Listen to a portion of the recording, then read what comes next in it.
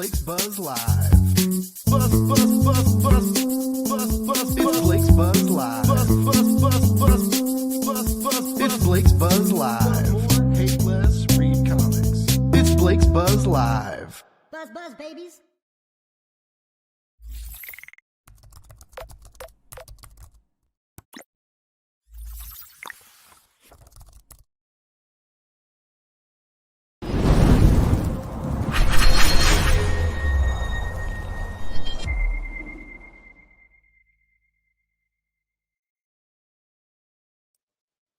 Hey, Buzz babies. It's Blake's. It's Blake's Buzz. It's Blake with Blake's Buzz, right? That's, you guys know who I am. I don't have any introduction material today. I don't have any like announcements. Nothing special is going on other than having two really awesome guests that I'm about to introduce to everybody. They've been on Kickstarter before. They've been on Blake's Buzz before, actually. Back in the day, I was just going over how like formatting was a little bit different in the green room. But you know, it's still a clusterfuck, so don't worry. We'll always keep that vibe right. Anyways, with me tonight, I have Sarah Landauer and Alston. Oh my God, Alston, I am a dick. What is your last name? Alston Novak. I should have put the whole thing in there. Fuck. Same, Blake. We're off to I set you up for failure. We're off to a great start. I'm really glad their Kickstarter is better than my show. Everybody out there watching, it really is. I got to read just real quick. I got to read 14 pages of this new Bad Mammer Jammer, and it was, oh my goodness. Like I'm glad it was nice getting back into your post-apocalyptic, very, very fun and dangerous while simultaneously innocent dystopia. If y'all weren't around for the first campaign, because this is number 2, this is about to be the second Kickstarter success because they're funded. It's good to go. So the cool thing about Back and Glitch is, you know, you get it. It's happening. It's happening. It's happening whether you want it to or not. You haters out there, you weirdos that don't want great comics to be made. Anyway. How are you both doing tonight? How's it going? What's up? I guess I should let you talk eventually, right? That's maybe. I don't know. Doing great. Doing over good. Here. Yeah. It's excited to Monday be here. lull, but you know, good weekend, so moving into it. Nice. How's the second campaign feeling? Were you still get those Kickstarter nerves that are so wonderful and make you feel alive and dead simultaneously?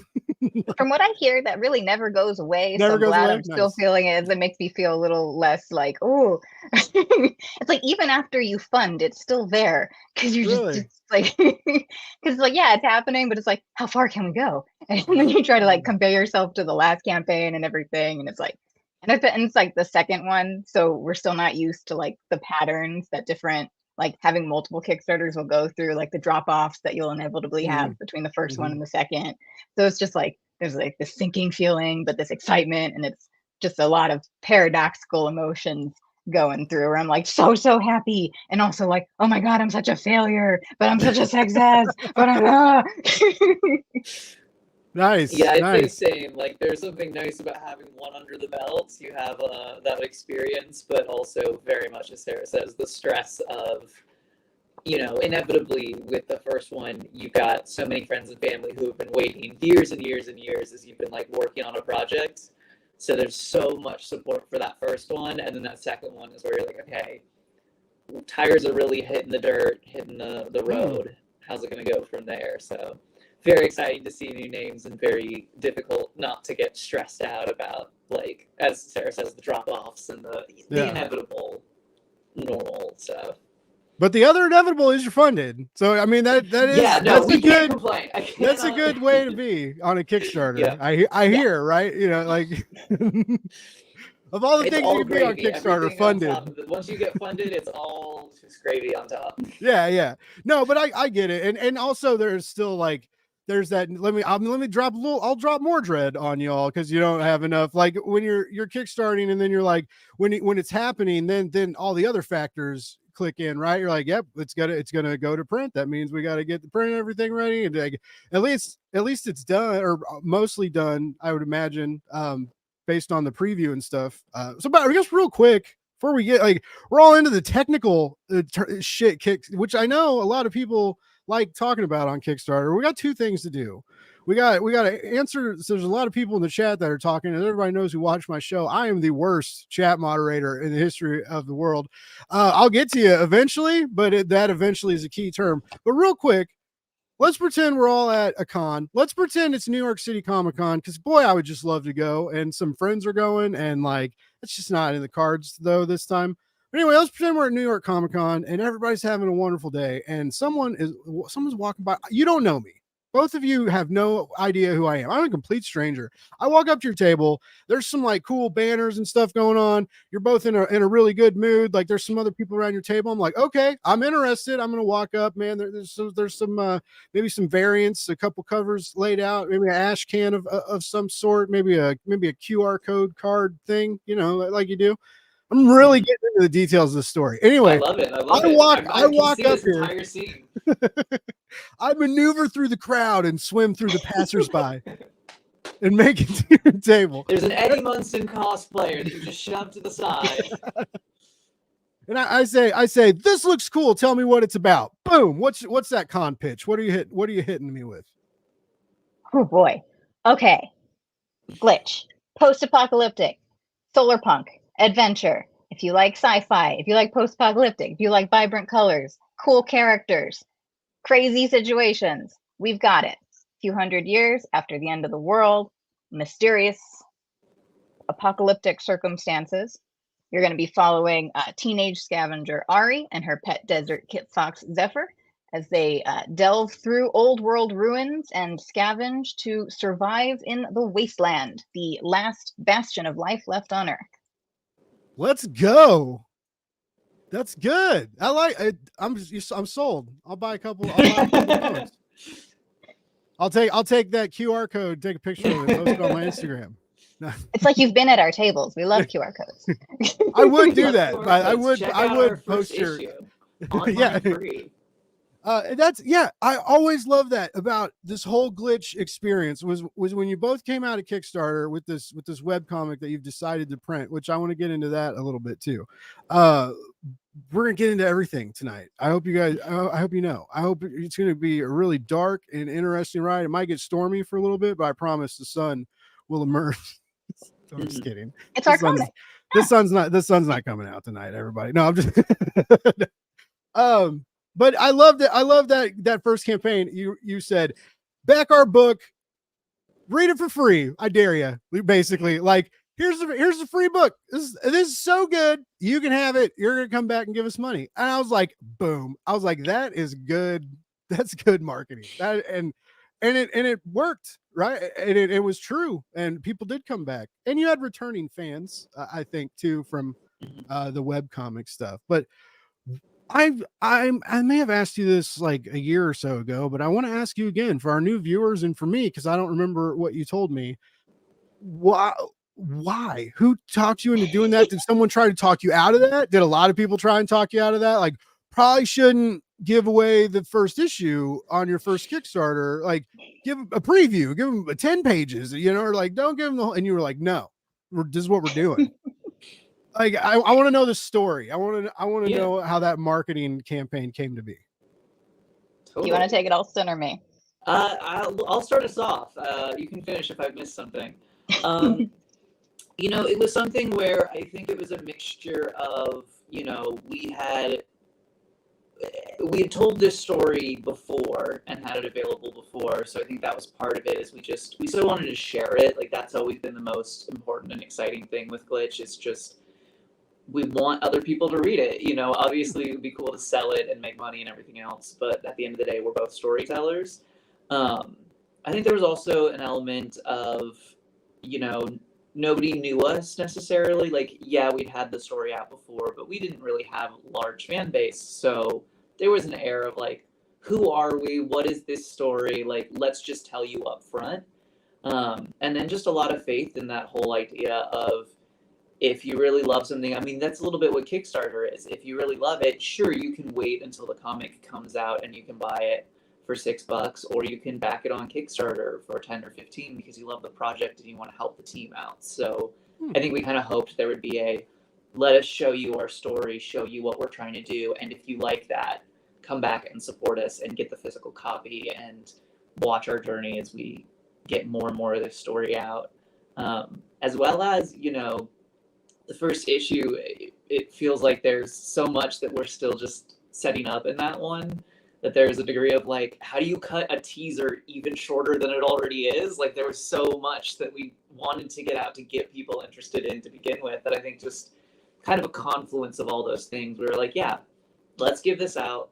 Let's let people get their teeth in and really like experience these characters in this world. And hopefully people will like it enough to want to back us and see more. And so far people seem to have. So thank you guys. Awesome. Alston was so much more eloquent than what I would say, which was mostly just insecurity. Like, here, just read it. And Oh shit. Yeah. it is still our strategy at conventions too, where we'll just like be people like look even mildly interested, but they look like they might not buy it right now. We'll be like, well, here, take a card. You can download it for free and then come back if you want a physical copy. But here, just take it. You can read it. Also, let's be real. We're all nerds and geeks at heart. So much stuff is available for free online that I will still go and buy the physical copy of the moment it's available. So, like, also a little bit banking on the geeks and the nerds to get us through. No, that's cool. And I totally agree with that, because I am going back and forth to this eBay listing of the Event Horizon 4K Ultra 4K Blu-ray Steelbook Special Edition. It's on Paramount Plus. I can stream it in 4K at the cost of a subscription that is paid, right? So like kind of for free, but you're paying this. It's like, I go, we'll do that right now. Or I can keep thinking about spending $50. And I've seen this movie before. I've many times. Anyways, it's But it's having that collector version on the wall you can watch even when the power's out. Well, not all the power, but like when the internet goes down. When the internet goes out, yeah. When the whole power's out, we have a different problem. Yeah. I was like, what happens when your power goes out? I have a crank-powered laptop. I just like run a little hamster on it for whenever the electricity goes out. That's amazing. Speaking of amazing, we got some awesome people in the chat that I have ignored for 13 minutes. Thank you everybody for dealing with me time and time again. It always surprises me. We got three good nerds. What's up? Follow them on YouTube. They're amazing. Him and his kids do like him and his son, they do these really cool YouTube videos, and they do like versus videos sometimes, and then they do cards, and sometimes they go eat pizza, and sometimes they get smoothies. You never know what you're gonna get with these YouTube videos, and I live for it. We got Mr. Gary Proudly coming live from Australia. Gary here, let's scroll down a little bit. Looks like he gave you some money, just backed and shared it. Yeah, I waited to back it. Nice. Well, thank you. That makes me look good. Gary will be on Wednesday, everybody, by the way. We'll be talking about his autumnal kaiju epic, Kongutan versus Kraken. Anyways, we're going to talk about Glitch, though, not all these other awesome comics that keep popping up in the feed. You bastards are distracting me. I know. At least Ronan's just here to be Ronan, also coming from Australia, because Blake's Buzz is international. I don't know if everybody knew that. Sons of Mjolnir's in the house. Sons of Mjolnir, another great YouTube channel you guys should check out. They do interviews like I do. And you know what though? Like, I'm a little jealous because they've been getting lucky. And they're like they're babies. They're little podcast babies, right? And compared to like the 2.5 years I've been doing it, and I'm now a seasoned pro.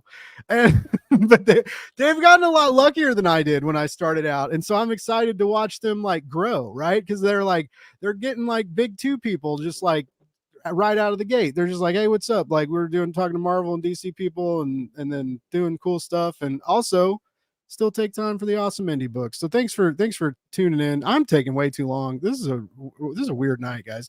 John Westhoff also has a Kickstarter going. Oh my God, you guys should go follow me on Twitter, and you can find all this information that I keep talking about, the highs and lows of Kickstarter. We're gonna get to that. We're definitely gonna get to that. All right, you guys got the backer. So he says McDonald's did something similar when they started. They gave away free burgers, and they were so good people came back. Have you thought about doing that at cons, giving away burgers? we, I'm we sure can get a try. little I don't know. I don't know. My burgers Just are make that like a good. couple hundred sliders. Bring them to the. I believe in us. As long as we don't get called a fire hazard. Yeah. I'm down, I'm ready. And no one asks for a license or a permit or just like just I'll shut bring up my and little buy this hamster $2 crank burger, wheel. man. We'll keep it going. I don't know. I don't know. Would you buy a burger or a table sandwich from like a random table at a con?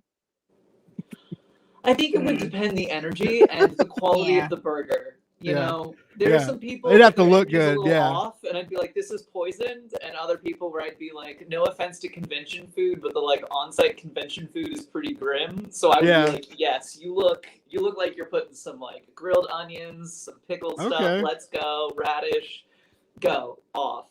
So if you put onions, if you put grilled onions on something, you'll buy it from a random person, no question.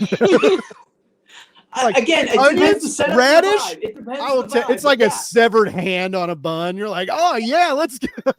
I didn't say yes to severed hand. I didn't say like it's not just like you put an onion on anything. I'm just saying that that's a good sign. I got it. Yeah, pushing it me is. in one It is. direction. It's a smart sign.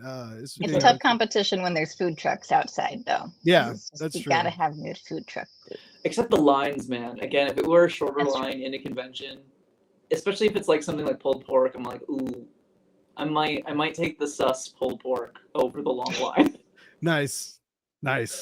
We lucked Anyway, out this is my at bad Kansas luck, City. so off. We had like good inside food, but I brought like I didn't have much money because I was unemployed at the time, right? And I bought like the new microphones and everything because I was fucking insane. I was like, yeah, we're unemployed. Let's go to this con and let me buy this new wireless microphone set I'll bring to like impress everybody.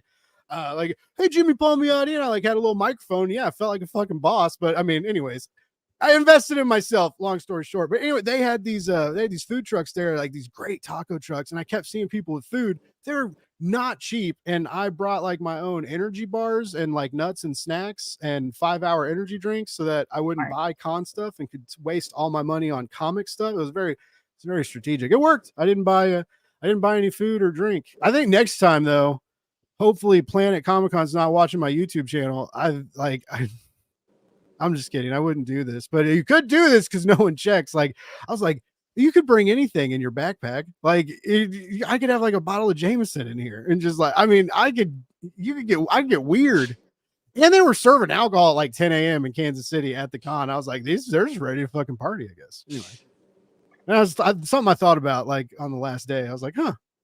But I also don't know if that's good to like. I feel like getting drunk at a con would be fun, but like also like really easy to have it go not fun, like real fast. It's one of those, it just takes one person to ruin it for everybody kind of situations. And you could be that person if so you could be easily. cool about it, it would be fine. But that's what you have to ask yourself. Can I be cool?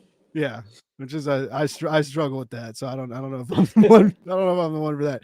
Anyways, we remember that book y'all wrote and gave away for free and still made a bunch of money on it. That's called Glitch. My segues are second to none, by the way. I will always get back to where we need to be somehow. So this is the campaign page. You got 10 days left, coming up on 100 backers. That's dope. Fully funded. I'd say I'm guessing stretch goal territory. Or yeah, you said 250 more you needed. Yeah, now we're at 246 more after Gary's lovely. Nice. We're trying to get to our next stretch goal of 4,500. Yeah. What do you get at 4,500? What magics do you have for us? Stickers. Nice. Adorable stickers featuring this guy. I was about to say, plants. Is that your magic little space fox? Is that like a real one? It's a generic stuffed animal, and technically it's a stuffed animal of a fennec fox, but it works for a desert kid. I thought you had like a custom made. I was like, that's sick. One day. Yeah, everyone always does, and it is a reminder every time that we do have to get a customs effort at some point. It's like I kept thinking there was gonna be an announcement because I saw it come out, and I was like, oh, I see the ears. I was like, no, he's just my emotional support, Zephyr. Works. That's how you have to sell them though through the next Kickstarter campaign though. You have to like at a high level tier, you get the emotional support. I have an stuff idea Zephyr. for a high level tier thing for next one, but I think a Zephyr would be perfect when we can do our trade. Like, I Ooh, think yeah, that'd be- yeah. You get it because you get a something to cuddle with and a nice book. Like you got to see, you'll sit down with it for a while. Yeah. So you'll need that companion if you're like A little me buddy to and take you dying through the highs alone. and I'm just lows of the wastelands drama. Well, okay, so maybe something in the future, but we'll hope we keep our fingers crossed. We want it as much as other people do. Nice. That's good to know. It's good to know. So y'all do a nice job on the campaign page. You got the text is clear. The pitches are clear. Did you have preview pages? It's a weird thing that you have to kind of remind people now these days. Like, are you gonna have do you have preview pages? Like, no, like, oh, that's not good. Like that. Gotta show I don't people wanna what buy they're a gonna comic that I be can't- getting.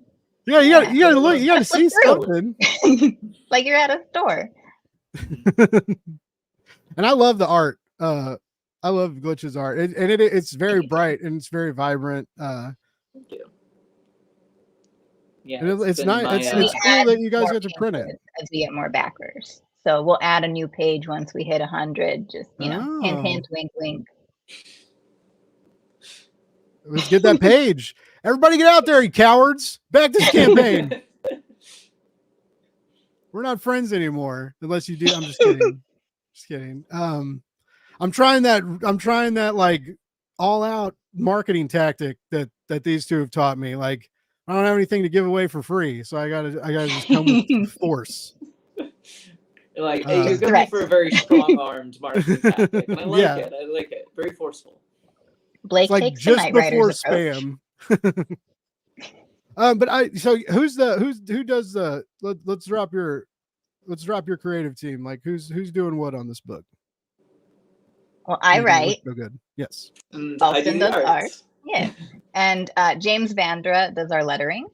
And Dee Dee Denise is our editor. Nice. Do you color too, Alston? Yeah, I do Nice. everything from the sketch, the inks, the flats, the renders, all of it. That's nice. This is probably a All the question art. I asked you before a year ago, and I'm Oh, like, no. I can't But remember listen, anything. Well, You let's interview just so say, many nobody here's people. been here before, including the three of us. We all blacked out. Time is meaningless. Oh, that is true. I was probably. I think I asked Sarah that too. I was like, "How was I pretty drunk when you were on the show last time?" She was like, "I think so. Yeah, I think you were pretty drunk." I was like, "Okay, fair enough." But Now yeah, I drink G I have Fuel. some art friends who will like help me and give feedback and stuff. Especially, we had Cool. a couple pages in this one that the colors I was really struggling with, and so you're like, quick, go to my like little legion of art friends. Somebody fix it. But yeah, overall.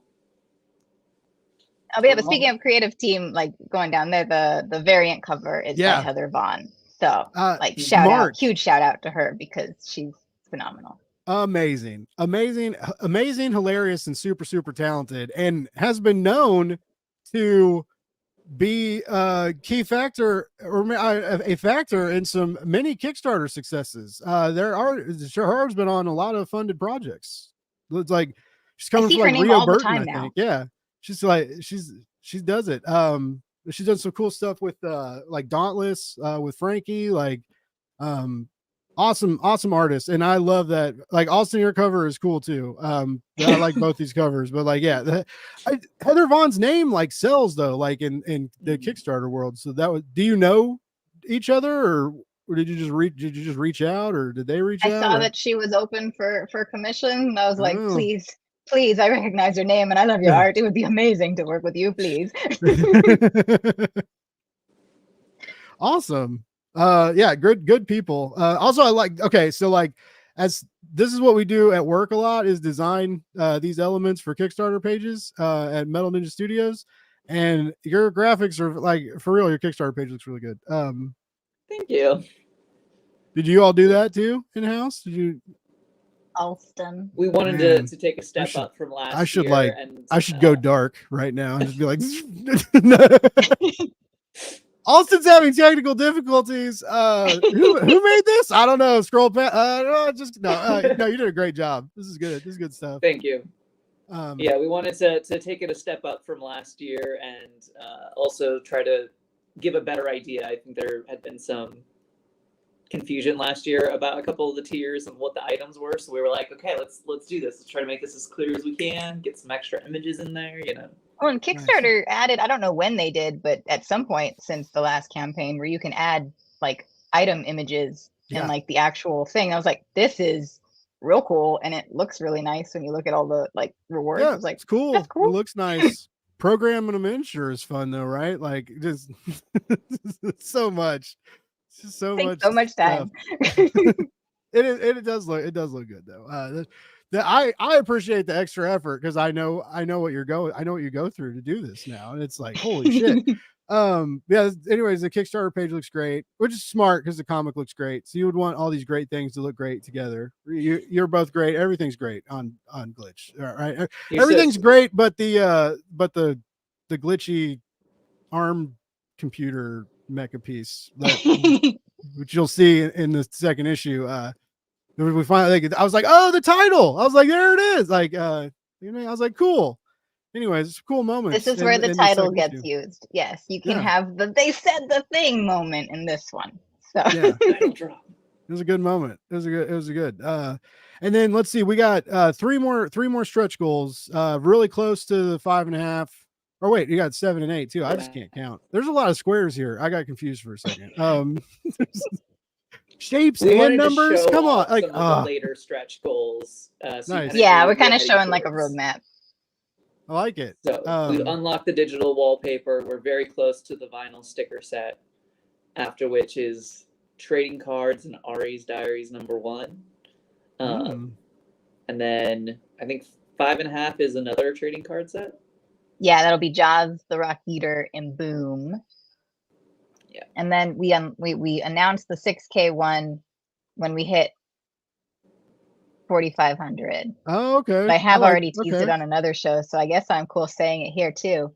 That'll be a brand new short comic at 6K. Nice. Yeah. Printed or digital? Digital for now because it's short, but we do intend to like collect all of the ones that we're planning in print in the trade as like yeah. Okay. So you'll get a whole bunch of like short comics in addition to the main arc of volume 1. And a reason for long timers to get the trade too. They can get the printed editions of these bonus stories. You get it. You both get it. You get how to keep them coming back. Yeah. I read a lot of manga as a kid, and I really just love when they have all the like spare fun little comics in the back. Nice. It's my favorite. And then so you're doing backer milestones too. And then let's see here. We got I love these. I love the add-ons and stuff we got. So we've already got some trading cards you can get. The stickers are so cool. You gotta have a good enamel pin, right? Yeah. We plan to have an enamel pin for each campaign. Oh, okay. It'll be a collection. You can just get loaded with swag in the glitch world. You can get everything you want, everything your heart and wallet desires. You can get, except the stuffed animal. Don't ask about it. No, don't you even talk about it until after the trade, ladies and gentlemen. I'm kidding. That's something to look forward to. I'm no pressure. You got all this other stuff going on. Just now you've said you have to have the stuffed animal by the trade, so you just have to have it ready. Like plenty of time for research. Next thing you know, you take a nap tomorrow, and then the trade's coming out. Time flies. It gets crazy in the Kickstarter world. And then here's all the covers that you can get. Issue 1 didn't have a variant? It does. It's a little bit higher up on the like price range because it has the foil cover, so that was more expensive to produce. And it's very limited in quantity because we only printed a few extra from what was received by backers last time for like pricing purposes. So once it's out, it's out. It's limited edition. So people should probably go and add that on. You should probably head over to this campaign. Get it before it runs out. It's nice and shiny. And it's covered by Al Acevedo, and who we learned after the fact that I went to high school with and didn't even know. So that was fun. Small world. That's crazy. By the way, I posted, there's a link in the chat. It'll show up on like Facebook too. It's also in the information of the show, the info stuff. There's the link to the campaign. Anyways, the link is real easy to get to. You just go there. You can get whatever tier you want, but this very cool foil cover is in limited supply. So collectors out there, like, no pressure, just do it. Just so we can get it. We're trying to get these stretch goals, ladies and gentlemen, and you're making me impatient, basically, is what the audience is doing right now. And I just don't think that's fair. No, I'm just kidding. But it's a good cover and it's almost gone. So I would consider maybe doing that. See, I wish I had money, because like I would love to get a Bruce commission. Oh my god. I would be like, I'd give that to my dad would cry. My dad cries a lot, and not like in a bad way. Not like he's just an emotional guy. It's not like I like walk in and find him like in the corner. Yeah, he's not like horrendously depressed. He's He just like gets emotional. It says he had heart surgery several years ago, and like since then he's just like, he used to be a wild man, and now he still has a temper, but he's an emotional guy. Anyways, the pet commissions, they're real fun. I bet, because it's you get the little, your art of your pet, but then they also show up in another short series that we're planning as like a little spin-off. Oh, really? They're in a Wasteland you don't just Tales. draw them; they're in a comic. Yeah. Well, shit, that's cool. All right, love those side stories. There's a few of those ones left, because that's another limited one. Otherwise, we had a little bit more than we were bargaining for last commissions. We were like, oh, really? Yeah. How many? It's very sweet. It was a lot to juggle with our. Yeah, because I think there was like 6 or 7 of them or something. Oh wow. Yeah. Oh, okay. I mean like thank you for wanting my art, but oh shit, like next time we're doing 3 or 4. We're cutting that shit off. That's good though. I always tell people that Kickstarter is one of the best places to get original art, especially because when you get lucky or you make it, you start getting gigs and stuff, right? And when your stuff stands out and you're making good looking books, it's going to happen, especially if you guys are regular on Kickstarter and you're very kind to everybody and supportive of the community. So you're doing a lot of things right that a lot of people don't do or realize is necessary. And I think you're also doing that naturally. I'm not trying to say you're like manipulative people that are just like, we're going to support many good comics on Kickstarter, the community for evil means. Like, it's all for money and greed. I don't have the money and I still throw the money at people because it's all so nice. Yeah, it's hard. Kickstarters, and there's so much like all the time, everywhere. And it's so easy to spend a lot of money, and you don't spend money right away. You're just like, yeah, I'll have this later, and then later you're like, oh, Kickstarter $200 some. I'm opening my mailbox and like 10 different campaigns on the same day. Yeah. Like, oh. I will forever, I think, for the next like two more years, probably still be getting like packages, like, and I'll just be like, I don't know what this is. And then I'll be like, oh yeah, I forgot about this. That's my guess. I don't understand people that like wait and get angry, and they're like, it's been 3 months, it's been 4 months, you said 3.5 months, and it's been 4 months. Like, or what is happening? They're like, people get intense on Kickstarter. I just back it. I'm just back it and forget it. Yeah. I consistently forget that I've backed things. Right. And all of a sudden I'm like, oh, this has appeared in my, oh yeah, I was so excited about this comic. It's always a nice surprise in the mail. Surprise. You're like, oh. Right, yeah, it's awesome. Like, I love it. I love getting the nice stuff in the mail all the time. Anyway, that's the campaign. And there's a good video. They always do, and there's like bloopers and cutouts that they post online.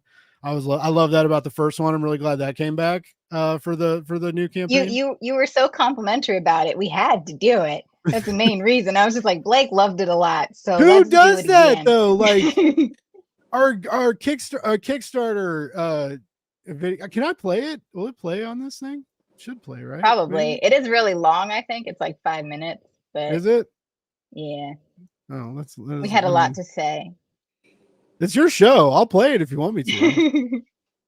It's up to fun. What you. we got to do is we got to find the blooper reel and play that. That's what. The blooper reel is on TikTok and Instagram. I pinned it on Instagram. Oh, But you it's real did? easy to get bloopers when you have me and Alston in front of the Yeah. camera because Alston's just naturally goofy and I'm just terrible in front of a camera. So it's all bloopers It's all the so good. time. I love it. I love that you have like the pieces of paper with like what you're gonna say, and you like hide it off camera, and then you mess up, and then you're like, ah, and I'm like, it's right there. We were very unscripted last year, so this year we were like, let's try Nice. scripting. Let's see how that goes. And it had its Feel a little more ups polished. and downs. It was very useful to be like, we're definitely going to get all the footage we need. It was also very hard for someone like me who can memorize nothing to save my life. Yeah. All of a sudden, it's like I wrote the script and I couldn't remember any lines at all, even though I wrote it. So that was fun.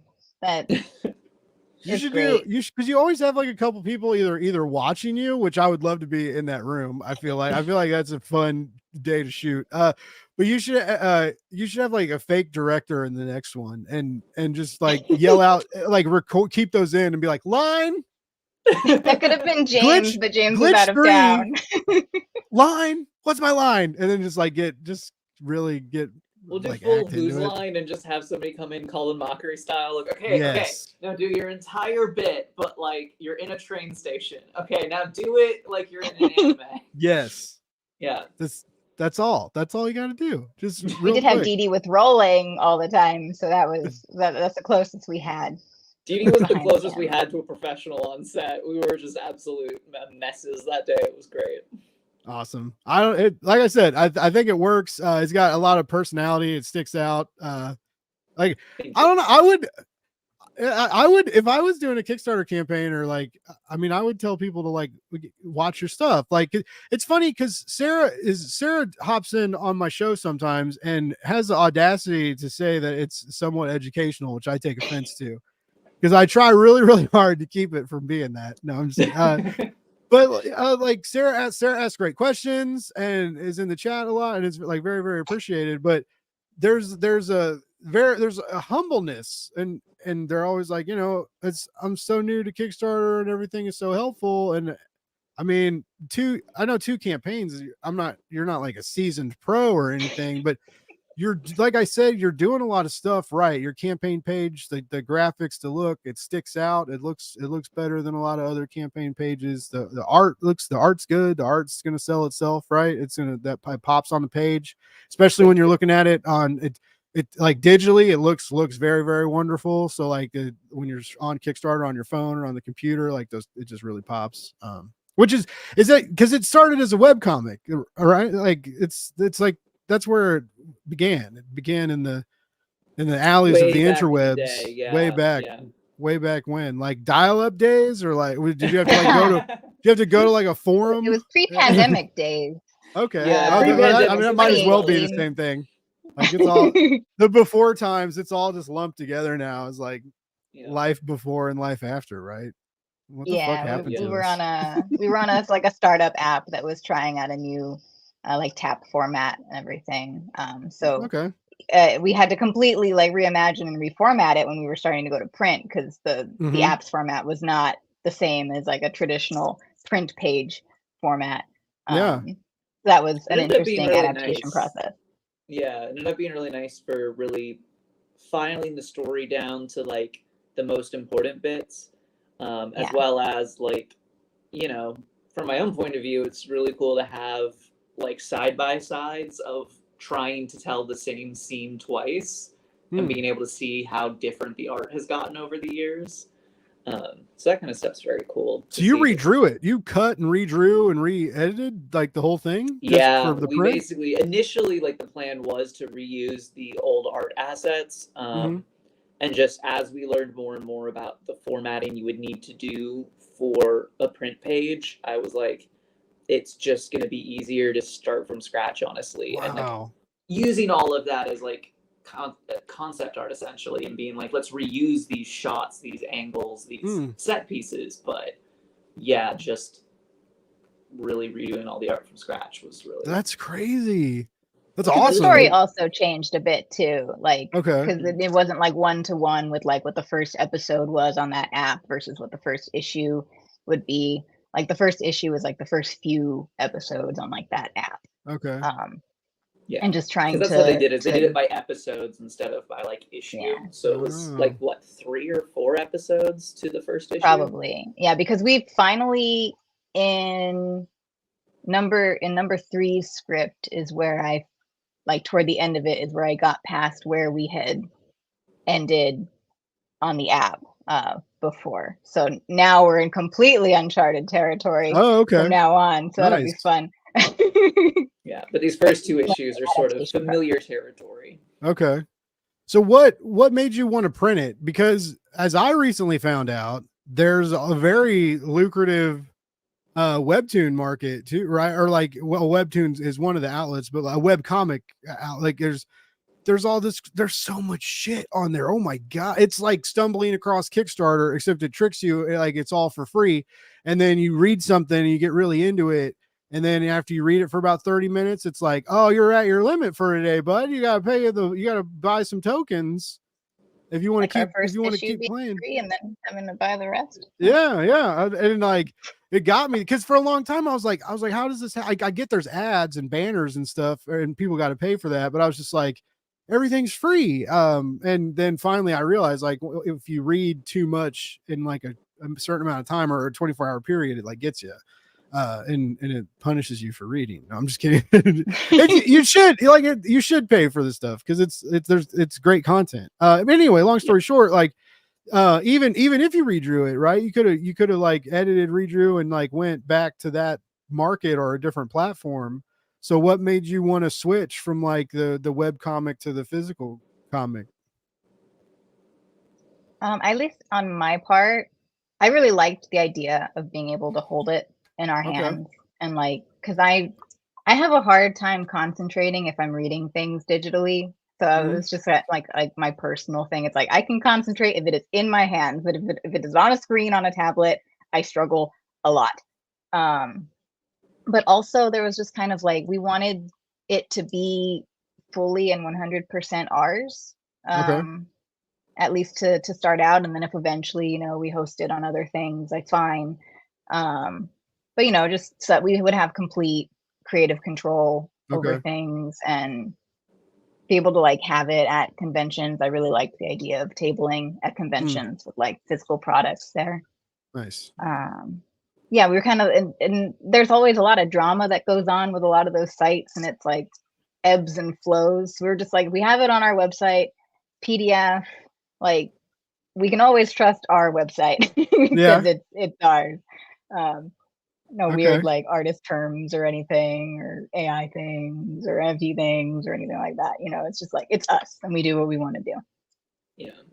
That Yeah, is such a good answer. You just basically said like, we went digital to physical because we're good people and wanted to do things the right and moral way that's best for us and best for comics and more importantly best for Glitch. Like that's touching. Like I'm not, Well, I'm and not Sweet even way messing to put around. it, Like 'cause that's I'm so also cool. over That's here, so like, the cool. alternate reading is the selfishness of just wanting my thing in my Yeah, grubby little to hold grubby it, yeah. hands. Which I get, but yeah, I mean I've heard some of those issues with like some of the digital outlets and or the online outlets and stuff, and so yeah, it's obviously not a perfect world, which Yeah. as we know, like neither is publishing, but I mean, you know, like that's why you know you're crowdfunding and it's yours and you can do it right now. You can do anything you want with it, right? You can, which is exciting and probably a little terrifying too, right? Because it's like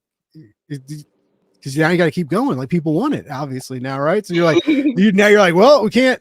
If we stop, we're gonna let people down, you know. And then like no pressure, right? And then obviously probably let yourselves down too, right? Because it seems like you're both very excited to especially now that you're in like new territory As to I say, start telling new one of parts the of the nice story. things about having a creative partnership is, don't get me wrong, I certainly don't want to let down any readers or anything. But the very first person that I know for me that I always have to like get the approval of is Sarah, and I assume it's a little bit vice versa. Like Nice. our first readers are always each other. So I certainly don't want to let anyone down. I'm very excited for all that, but it's also something we've been doing at this point now for several years. It's just like, how do I make something that like Sarah's gonna get grinny and happy and excited about, you know? 100% the same. Yeah, we keep each other afloat. Like when like mental health things happen or anything, like we always know we have each other to just like Nice. make each other's day with like our side of the thing, or even just complimenting. Like it's like oh my gosh, your art is so like I geek out every single time I see a new page. I geek out when I see thumbs of a new page. That's so cool. But yeah, so it helps both lift us up and ground us, I think, as well, you know. So, That's I so- mean, you've now put the thought in my head, I might not get to sleep tonight, but you know, the and- stress has been Mission been manageable. accomplished. Well, and also the whole like going to print and Kickstarter thing was like, I don't know, when we first I had talked to you about how we had met with Charlie Stickney at a convention before Yeah. we knew who he was at all or anything, and he gave us all these tips, and he went into mentor mode about Kickstarter once he found out we were interested in making a comic back when we didn't even have anything Nice. prepped, and that lit such like a fire in me. I was like, oh, this is like attainable now. Like this doesn't sound like some pipe dream. Like this sounds like something we can actually do. Like it sounds difficult and like, you know, a huge like challenge, but a doable one. Yeah. Yeah, it's not for everybody, but when you can pull it off, and you've already done it once, right? So I mean, the second time's got to be. I mean, it's a little bit easier, but it also is different, and it's very different in a whole lot of ways. I want to know like when it kind of, you're never gonna get numb to it, right? But like the first 3 are pretty nuts, right? You know, and then like I mean, I feel like after that maybe it starts, not that it's monotonous, right? But there's not as many things to be surprised about anymore. Yeah. Like you're like, now you're more expecting things, and if they don't happen, you're like, oh shit, that was cool, but like you're kind of ready for it in case.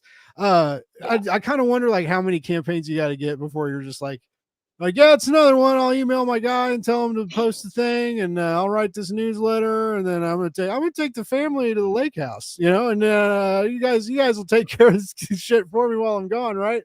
Some people do I feel that. like 3 is a good number. I feel like I Yeah. obviously won't know until we're further along in our Kickstarter journey, Yeah. but I know when we were like posting issues originally as a webcomic, like I think it was by like the 3rd one that it's like, okay, I have a system and I want to keep tweaking it and making it better, but it's like there's some kind of system in place, and I feel like it'll be similar here. Maybe trip us up again when we get to the trade and it's a little bit of a different, you know, process, but well, and I know like I talk about all the nerves and the stress and the anxiety and everything that went into even this one, like despite like the success of the first one. But I was significantly more confident in planning this one and like making the actual campaign page and everything, because it's like I had done it before, so a little bit of muscle memory kicked in, and like I could kind of play with the features more than I could in the first one when I was like learning the whole platform. It was so overwhelming, and this time I was like, oh, okay, like this is kind of how rewards here works. This is how we kind of like separate these out. We can have these kinds of rewards here. And I mean, I already have like a pretty detailed like plan for next campaign that I need to like pitch to the team, where I've already kind of like planned out tiers and reward items and stuff, and making everybody look bad. Sarah Landauer like over it here. just hit me all I of a love sudden, when and I was Sarah like, makes us look bad. It's incredible. I was going through our like Google Drive the other day, and I like found a whole bunch of documents I hadn't even known she'd made, where she'd just been like documenting all these different things we've done in the past and these different like vendors we'd used for different products. And I was like, I could cry and kiss you right now. You are a god amongst men. Like shit, I wish I could think like that. I don't ever think to like get that information till it's too late, right? And then you're like, oh, now I gotta go look all this up, or you know, like travel through the files, which I don't keep fucking files. I am completely disorganized almost every single like all my life until I hyperfixate on something, and then Oh, it's really? just like now there's Google Sheets, now there's Docs, there's just, it's But just not for everything. anything else. Like everything No. else is, you're just like, my personal email is like 5,500 unread emails, Blake. That's mine, by the way. That's my Like personal email. I see all these really cool like campaign like rewards where they like show the scripts and like behind the scenes things and Yeah. everything, and I'm like, I would have to like really try and like purposefully make those like suitable to be seen by other people because I am so disorganized, and it's just like it's just for me. And then the script that I have is literally like minimal details because it's just like what the artist needs. It's not like storytelling, this would be a nice read or anything. Like, no, it's just like this is what goes in the panels and on the pages because like Alston knows the story already. It's like, what does Alston need for the art and what does the letterer need for the lettering? And that's The what problem that is I know the story, and or when I'm like, hey, what should this character's expression be? I'm just like hitting her up in Discord DMs. So it's like it doesn't end up in the script. It just ends up in our like back and forth. Oh. So I look at those and I'm like, we could offer those, but then I'd have to like go and rewrite the script so it's nice for other people. You're having to write a script to have script samples for your back matter. That's too much work. You got to think of something else. Don't do that. Don't What we do have that. to do is we have to air the unaired pilot. That's the script you have to give out. The original glitch pitch. We did that for last campaign. That was a stretch goal, I think that. Oh no. Oh, There you are. so, okay. Which that I remember that. I short totally- script does have a lot of spoilers because that short concept tackles things that we're not planning in the comic to get into till like volume 2. So you know, if you want major spoilers, the first issue backers were, whew. You went through like the whole glitch saga in like a minute. It was like an animated short, and it's just like there's so many. This is yeah, Like like a how the 20-minute whole short or something. expansion Oh, it's you did a process 20-minute went. It was like a short? 20-minute short script, so we didn't like Oh. make it or anything. Okay. Yeah. It's like, And it how was the just fuck like a did I pure miss this? concept thing. And it was just that Alston then had all these like world development questions and everything, and questions about the characters that then kind of just like naturally expanded things in my mind. So like most of what's in issue 1, even volume 1, is stuff that's not covered in that short. It's like stuff from before it, like setting up and like just taking the concept, because it's like, oh, now we have room to play a little more Nice. instead of like jumping right into what will be volume 2's main conflict, because I already know that. That's fun. I And then can't look volume too 3's far conflict ahead. is all you, baby. I already know volume 3. That, yes, I have like 4 or 5 volumes loosely Ooh. outlined. So Loosely. Wow. That's awesome. I remember basic premises. speaking of Charlie Stickney, the first time I interviewed him, and he was like an earlier guest, and I was like real nervous because I knew he was a real smart guy, right? And I was like, not that, you know. I'm like, I'm the opposite of real smart guy, and I was just like, like I was worried. I didn't know him that well. I didn't know if he like joked around or any, you know. He was fun. It's fun to talk to. But he told me the same thing about White Ash. He was like, oh, dude, there's like more than 50 episodes or 50 issues outlined, and like if I could really keep going, and then like all these spin-offs, and he's like, there's this Google Doc. I have a Google Doc. Everything's in there, Blake. There's scripts, there's outlines, there's new characters, there's plot beats, and he's like, it's all there. And I was just like salivating at the mouth. I was like, just email it to me. I was like, I've never wanted anything so bad in my life, Charlie Stickney, and he wouldn't do that. But anyway, but that'll he be a has, like- stretch goal thing in like the trade campaign where it's like access to our Google Drive with view, so you can see the chaos yourself. that'd be kind of cool.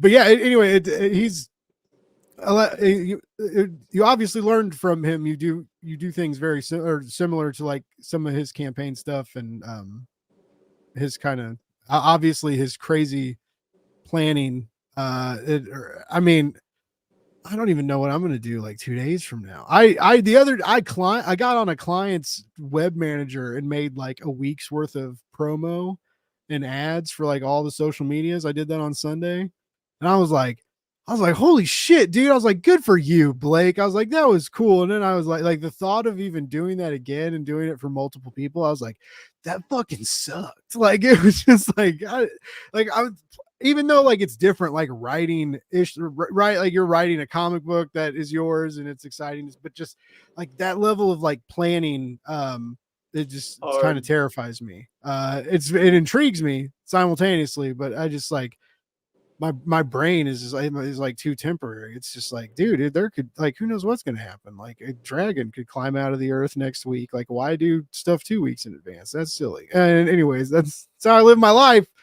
Don't judge me. It's only due to hyperfixation. That's all. It's like I get into a mood and then all of a sudden it's like boom, that's all I'm doing. But then it's like dry spell. Oh, no. Well, I mean, how does like writer's block affect you if when you're scripting and stuff, if it is so planned and you have stuff like so ready in advance, like is writer's block still something you might struggle with sometimes, or does that level of planning kind of like get that out of the way a bit? I guess in the sense that like sometimes like I'm just looking at the page and like even though I know what's supposed to go on the page, I can't like think or articulate how it's supposed to go on the page and like what exactly, because I try and give a little bit of direction and so I don't accidentally put too many things on a page for the artist and then get yelled at. I try to have like an idea of what it'll look like first for me, even though I'm not the artist. But I think like because I have so many like different documents and everything, if I do have that writer's block there, I just kind of like, I'll either try and move to a different page because I've outlined it by page and I know like what's supposed to go on each page and kind of write it out of order. Or I'll go to like a planning document and be like, okay, maybe I'm in more of a world building mood, or maybe I'm in more of a character development mood, or maybe I'm feeling one of the short scripts that we're working on and I'll kind of like go outline that or something. So that at least I'm doing something. That's fucking so like smart. writer's block is my smallest enemy. I think my biggest enemy is chronic migraines, because then you can't really do any of that. yeah. That stops everything. That's so cool. Also, what about you? Like how, like when the same thing when you're as tied into the story and you know where it's going and you know these characters so well and you've already drawn them in numerous scenarios and ready for future scenarios, like how when you get to those moments where you get hung up, like how do you get out of it? Or do you? Or are you just a master? You don't ever get. You're like, never been in one of those moments before, Blake. Next question. No, oh my god, so exactly the opposite. On good days, I do what Sarah does, and it's similar thing. Just try to find, I need to work on this next 5 pages. What can I break down? What I can't, get over whatever I want to do, whatever I need to do on this page. Let me go clean up a different page. Let me go ink something. Let me go do a different part of it. And same thing, I usually do our pages in 5-8 batches. So I'll just bounce around my pages until I can kind of get some momentum going. And then honestly, on the bad days, sometimes you just have to kind of cut the line and say, this isn't going to happen today. I need to do what I need to for my mental health. And comfy pants, ice cream, Hulu. Right? Something like that. Comfy pants, ice cream, Hulu. Yeah, just nap. Like I like that's my deal. Like I'm stressed. I'm so busy. It's chores, honestly. Oh really? Sometimes. At least you're productive with it. I know. Like now I feel like shit. Like I'm like I like productive because I want to be. It's just I try to have to figure out why am I not feeling it today? What am I stressed out about? Okay. Usually if I can't do something, it's because I'm stressed or I'm depressed, and it's okay, do I need to take a bath? Do I need to do my dishes? Am I getting all wired up because my trash hasn't gone out in 2 weeks? What is it that is the problem? Okay. So that's another good way to be. I mean, yeah, if you could get that into your cycle, that sounds very healthy, right? But just, I mean, that's just something to an extent. I'm not trying to tell people when you get really nervous, sit down and think about what's wrong. No, that's not what I'm trying. But, That's not This what is what you you're have doing? to. Like, What? sometimes it's like, I can't get this work done because apparently I haven't washed my shower in 6 months, Yeah. and it's gotten to me today. And I don't know why today is the day, but like, But you I'm gotta not going do to be it. able to get anything else done until the shower is clean. So let's go, like, scrub it for 10 minutes, and then magically I can draw today. Cool.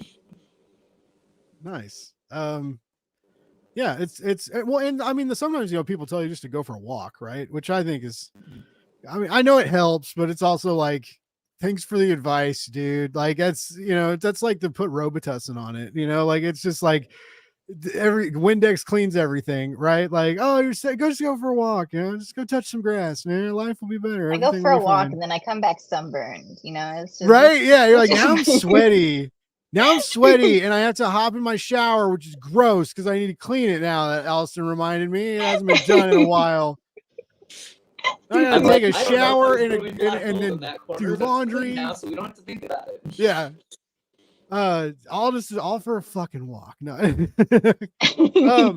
But no, I mean, I like that too, though, because then you're like, you're getting a physical activity, but you're also like not having to go anywhere, and you're also getting something done that you needed to get done, right? And so that's like, I like all those. I really like the don't have to go anywhere part. Like that's my favorite. I hate how much of a hermit I am now. Like after, like what working from home did to me, and I'm just like, I'm fine alone. I talk into a microphone several nights a week to all my internet friends. Like, no, like, I have a social life. I swear. No, but I just No, like, but I feel you. right? That Like, balance sometimes when you're like, do I need to leave my house and yeah, see another no. human being, or no? I my truly social can't life tell. is virtual D&D. Like that's like my That's social cool. life. Hey, that's So- I respect that. I want to play D&D so bad. I love that meme that's like shows like, or it's not really a meme. It's like, well, it's kind of a meme, but it's like a visual joke. It shows like like a popular guy, and it's like you think you have friends till you try and play D&D. It's like a dude by himself at a table with the board game out, and it's like, oh man, like that's so true. Because like I've tried, even like regular board games, like I've had a couple board game nights with friends, and then they're like, yeah, nah.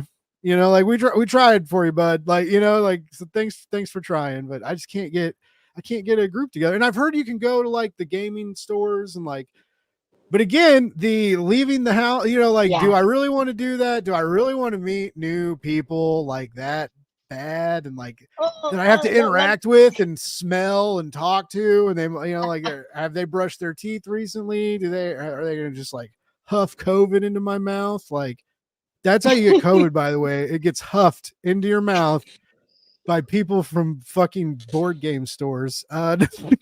Go get your fucking new vaccine to avoid the board game strain.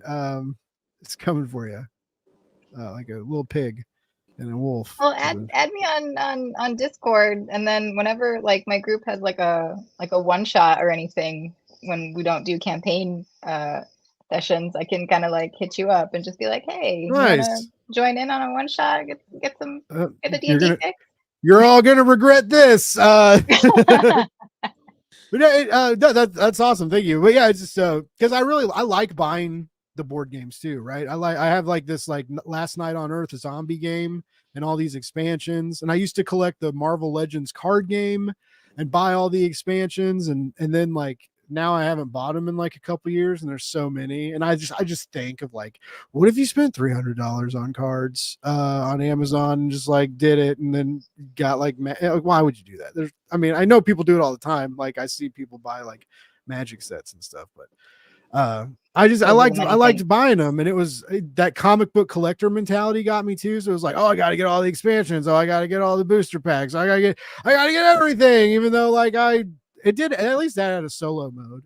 They finally like made a sad person mode for it. And they were like, if you really want to, you can play by yourself, and then you can take your own high score. And then the next time you can try and beat your own score. And then like, you just keep doing that without any friends. And I was like, yeah, no, anyways.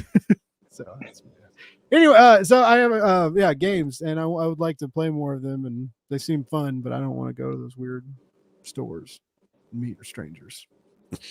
Yeah, that's how I started off with D&D, was at game stores, and that was really fun. Oh, see, now you're like Blake, you're a dick. Then, you're like, well, no, the pandemic hit and that ruined it and everything. Oh yeah, and you're like, I would never go back. virtual. Okay. And then So now there's a it's lot of now that it huffing, started right? virtual. There's a lot of huffing going on in those small and like boisterous thing. You're getting in character, you know, you're like saying weird wizard shit, just breathing at people That's the part intensely. that I'm so impressed that you can do virtual D&D, because like the weird trust fall you have to do when you're like, I'm gonna be in character. Like I can barely do that in person. I cannot do it virtually. I've tried doing virtual D&D a couple times and like, It's like fear, It's a like little someone helpful would that my walk in groups and see don't do you. video chat. Like it's all Oh, voice really? chat. Yeah. Oh, I want to We have see some people. we have some people that the internet's not like good enough Oh. for the vid, and some people aren't really comfortable being on camera. I don't know what most of the people that I play with like look like or anything about them like in Wow. reality sometimes, because it's just they're all over the country and they're people like, How do you meet people to play with? Like in like chats or like? yeah, my friend that I do know in person invited me into a game that he had gotten into from Okay. like, I think it was like Roll20s, like looking for games board Oh yeah, LFG thing, and stuff. he just Okay. got lucky that they were a nice group, and he's like, oh, we have an opening, do you want to like come in? And I was like, okay, cool. And then from there just kind of like slowly expanded to like friends of friends from like people in that group. So now I've got like two main groups that I haven't met most of them in person, and some of them I don't even know Nice. what their real name is. It's like, you are Phoenix and that's just what you are. Like That's I kind of don't cool. That's kind of dope though. Like that's also like I would like to be that person. Like these people only know me as Thworf. If Thor was a dwarf, his name would be Thworf, and he's a bard. But he also has a giant hammer. I don't know how. I don't know the D&D rules, but we can make it happen. I'll roll. Let me You can roll make the it happen. dice so I can have a hammer. But Mhm. like you know, I would be like, that's the only they don't know who Blake's Buzz is, or maybe they do know Blake's Buzz, but they don't know that Thworf They is don't know Blake. you're Oh my god! One day they just I'm hop in the Discord like, excited. man, I Like, just oh, watched Blake's Buzz, and that's like a real fun thing. You know, he sounds a little bit like you. I yeah. thought that was real weird, but Thworf, you sound like this guy I watch on YouTube. Watch out for Thworf, ladies and gentlemen. He's coming 2024. I haven't announced it yet. I'm launching a fantasy comic on Kickstarter. It's called Dwarf, and I'm going to steal all the ideas from everybody I've been interviewing for the last 2 years. I'm going to run the perfect campaign. I don't know I'm going to pay for art yet, but we'll figure it out. No, I'm not launching a comic next year. That's a joke. Yeah, I don't. I mean, like, yeah, like, you're a writer now. yeah, right. I'm more like a copywriter than a writer. Like this, like it's just a press release. You like that's open how the that comic book slippery and it's a slope press starts, release. though. You from copywriting to comics writing. Yeah, it's like you start. You're like, I got an idea for a story. Like, oh fuck, no, because that's when it happens, right? When you get that idea for a story, and then the story eats at you when you don't get to work on it, and then it becomes this thing, this living, breathing thing that like huffing COVID down your throat. It huffs itself down your it's just like you're uncomfortable until you like get it out, and then you get it out and you're like, this is shit and it can be better, and then you're uncomfortable through like the second and third drafts, and then you finally get it and you're like, oh well, still sucks, but maybe not as bad. You gotta cut. You gotta quit eventually. Like the draft is never finished, but you gotta call it quits eventually. So many abandoned stories for writers. It's just like, well, Yeah. this will never see the light of day. Yeah. It'll just live in my head rent free forever. No, but I'm excited to read your short that was in it's in one of the Kickstarters that I backed recently. Yeah, my Peter Pan's in my first comic. Yeah. So it's called I'm in a book with Cullen Bunn. It's ridiculous. Stupid. Yeah, I got 2 pages in Cthulhu Invades Neverland, and I wrote about a bird. Wrote about a big ass crow. Big old Solomon Caw. There's the old Peter Pan story, and this is all Travis Gibb, by the way. This is not. I'm not, like I said, I'm not a smart person. I don't do research since I left college. I shouldn't have to do that anymore. Not necessarily, and to an extent. But he was like, write about this bird. It can be whatever you want it to be, and it just has to be about this bird. The bird could do whatever the fuck you want. And I was like, all right, challenge. But it's in the before Peter Pan was Peter Pan, there was a novella. I can't remember what the novella was called, but basically like this kid can fly, and the kid like flies out his nursery window, it lands in the park, and then the kid forgets how to fly, so the kid can't fly anymore. But this bird, Solomon Caw, like watches over the magic kids that can do this apparently. And so he's like talking to Peter Pan, and Peter's like, am I a bird? And he's like, no, not anymore, because you forgot how to fly. And he was like, am I a boy? And he was like, not really. You're in between two worlds. And so basically I took that idea of like in between two worlds, and made a whole 2-page fucking story about it, which was hard as fuck. Oh my God. The layouts, script writing, I have so much respect for that shit now. Just like everything I did, I was like, I remember when I got to like, I was at 6 pages and I was like, I can't make it smaller than 6 pages. Like, how am I going to get this into 2? That's the hardest thing to learn. This 27 like panel page is going to be real easy to draw. Artist I've never met. No, but yeah, oh my God, it was crazy. But yeah, you learn like, it was like, well, I don't have time for an introduction, so we're going to cut that introduction out. Right. Like, I was like, we don't need to see the soft waters of the Mermaid Lagoon the moments before terror strikes the Neverland. Right. We don't need to, even I wanted it initially, but I was like, we don't have time for it. So it just like starts in a fucking mess. And then it like crazy shit happens for like 2 pages. And then you see Peter Pan, and Peter Pan's like scared. And he's like, that's it. That Boom. That was the Star. Thing Star with, is born. Number 1.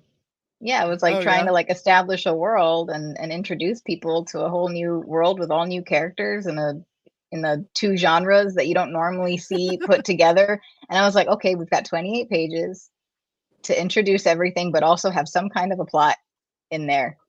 Okay. So it doesn't just read like a 28-page introduction to something. Yeah, it moves fast too. Like, do you both of you read manga? Are you both manga people?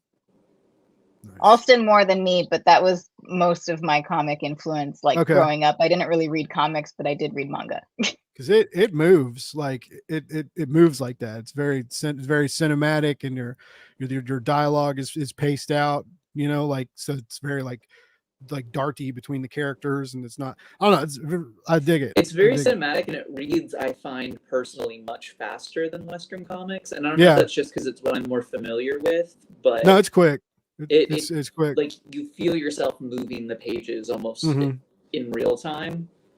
And then it's not like it's explosive, and it's fun, and it's like you just it's quick, and it's clever, and it takes you. But it's the same way. Like, that's what sucks about manga when you start buying it, because you're like, oh yeah, these volumes are like 180 pages. Like, yeah, and then you're like, I can read, like, oh, it's an hour. If it's or if it's really good, maybe a little less than that. I'm reading the freaking Monster signature editions right now. It's like 2 per volume, and I'm like, oh man, I'm crushing those in like a day. I need to stop. And it's like, it's so good, I can't stop reading it. So anyways, yeah, I love manga. Can't stop reading it, and it's great for my yearly book goal. So right, yeah, count those pages. But yeah, I've told Alston this before. I was the person that would sit at a Borders or Barnes and Noble and just like read them in the aisle, because you could kind of read through a whole thing while you're there. It's like, well, I read the whole thing. Don't need to buy it now. Put it back on shelf. Oh, is that volume 3? I'm not doing anything today. Nice. See, I'm the opposite of books. Like, when I go into a physical bookstore, it's I like spending, even though you're like, wow, this is like $20 cheaper on Amazon, but I can have it today and the corner's not bent. Like, well, and especially when they have really pretty like editions, like the nice hardcovers, or there's like gold trim, and it's like there's no rational purpose for this, and it makes it cost so much more, but ooh, that's gonna look good on my shelf. And the smell, no one else will see. The bookstore smell, right? Like, even if they fuck up and like sell coffee or shit like somewhere in there, which I think is, I like the idea of books and coffee, but like that book smell, oh my God. Like, I hadn't been to a Barnes and Noble in a long time, and when Chainsaw Man was coming out, and I was like, I went to several different Barnes and Nobles trying to get the Chainsaw Man volumes, because they all like, they sold out. And when you're a Western comic reader and shit sells out, you get fucking nervous, right? And you're like, maybe I should buy that $30 one on eBay instead of pay $10 for it, maybe, if it comes back.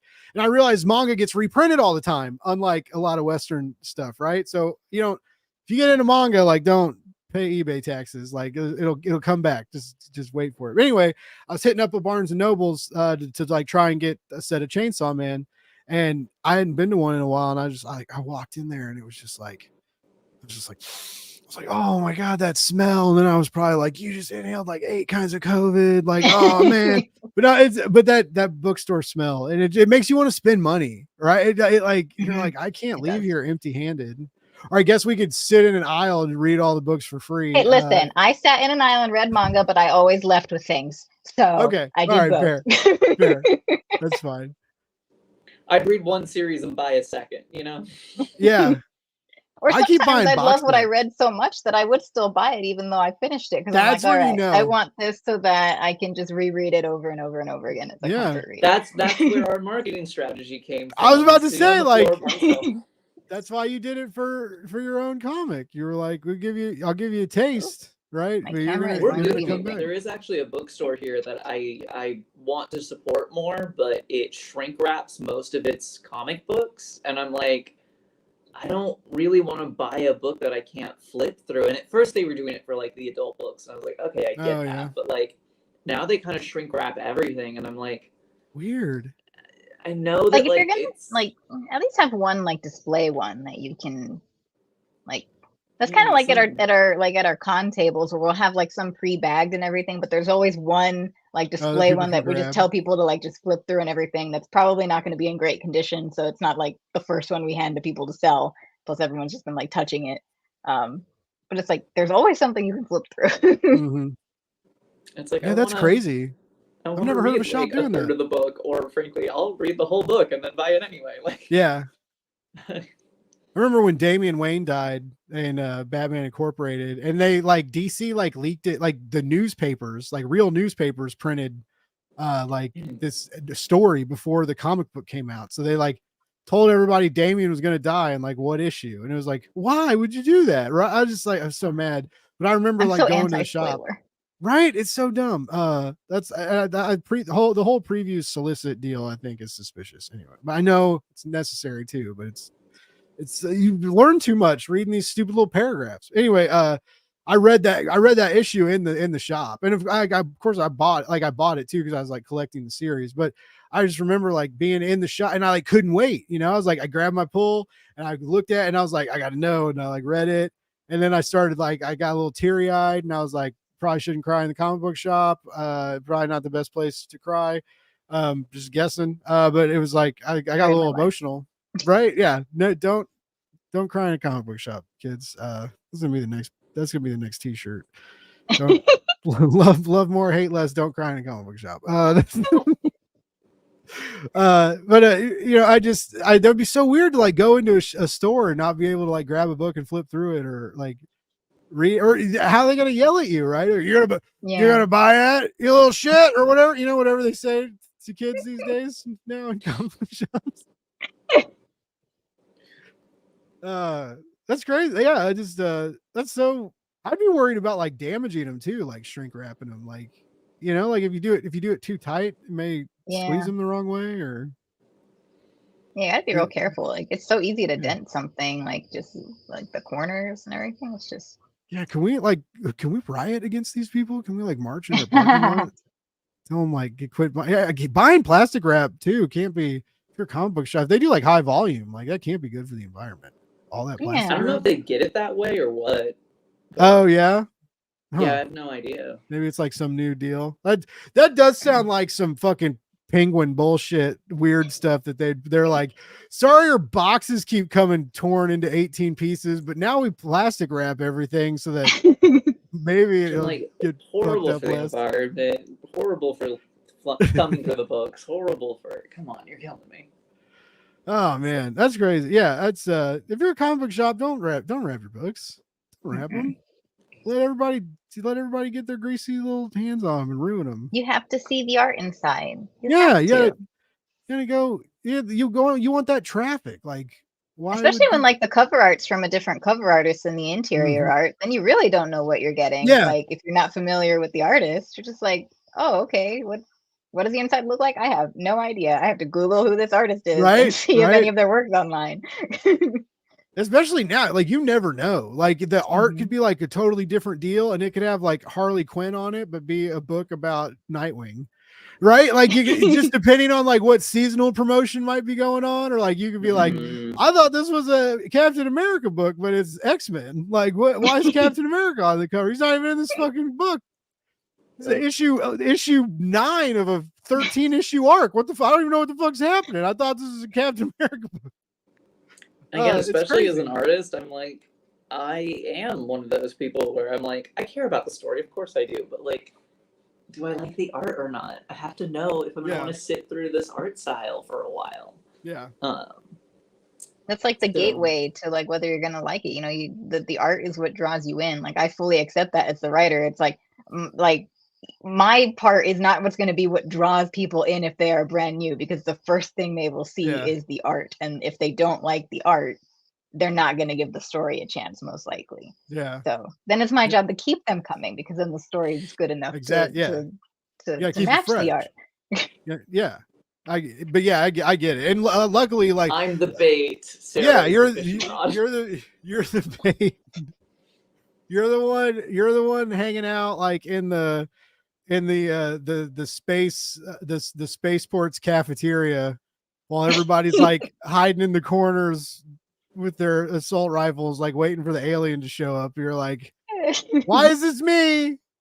The aliens love you, Alston. They're like, Listen, you're the one that whenever you leave the convention table for your breaks, people are always like, "Oh, is the artist here?" And I always have to be like, "They're on break, getting Oh, food. no. You For can 8 come back hours straight, later." And and then they nobody can. cares at all about the art, and I will be gone for a 5-minute water break. That's But when I'm on awesome. break, no one's ever asking for the Yeah. writer. So you know, They're still asking. They're still. Don't you dare. They're just like, have I just some don't tell weird you about it. timing in the air. Sarah comes back. Did I miss anything? Nope. Pretty slow. Even though it's Saturday at 1:00, it's pretty slow though. Okay, that's also true, but that's because Sarah's really good at bringing people in at conventions. I just stand there awkwardly, like, and Sarah is like, "Try our comic." So it gets I do slow my 'cause best to she's turn gone. my introvert off. Sometimes it doesn't work, but sometimes I'm like, it helps that everyone's nerds there. It's like, these are Yeah. my people. Mhm. I can at least talk to my people. Like, Yeah. that's fine. The first day is a little, it's tough for me to get into that mood. But then by Saturday, I'm like, all right, You're on I it. got this. Like, All come to the Right. table, read it. Ah. Yeah, Get I hear stickers. that. I hear that a lot about the like table pitches, and it's like, because I'm fairly good at talking to people, supposedly, I hear, right? And but if someone was just walking by me to be like, hey, like let me It's like tell you about the this thing I slightest made. bit of eye contact is all it'll take. And then Yeah. I'll be like, hey, do you like solar punk? Have you You're like Do you Mortal want free Kombat Shang stickers? Tsung. Your soul is mine. Like that brief moment of like, you are mine now. Let me. Well, but then you can fall into the like too far into the talking, and we have run into some people who Oh are yeah. big talkers at the conventions, and we don't really know how to extricate ourselves from Mhm. that. So then it's like not great for sales, because you're just talking for like 30 Yeah. minutes with the same person because they're not moving on. And Yeah. that's usually when we have the rest of the team available and they can come to our rescue, because we have much more assertive, pragmatical people on our team that'll be like, oh, I need Sarah for something, or I need Alston for this. Thank you for coming. And then it's like, I didn't need you for anything, but you had to stop There's a talking to comic them. book emergency on aisle A6. They requested you, Sarah. Only you. Here's a bucket. Go. Like, why do I need a bucket? I don't know. I'm trying to sell it. You know who does that? Not the people, but the person is Chris Claremont. Is like, he will, which I get is lucky for you if he latches on to you and decide, because like, wow, like what a great moment. But the 50 people standing behind you, like, really sucks. That was my con experience meeting Chris Claremont. And I was like, man, good. I was like, this kid's like living the dream. All of us are like, sure wish I could just say hi to this guy. And then I made him mad. That's right. I made Chris Claremont mad. And, Oh, he no. doesn't like the new X-Men stuff. And so when I made a joke about Wolverine and Cyclops and Jean having sex on the moon with each other, he lost his goddamn mind. And I was like, Hickman wrote it, not me, man. Like, so, Sorry, everybody's fucking on the moon.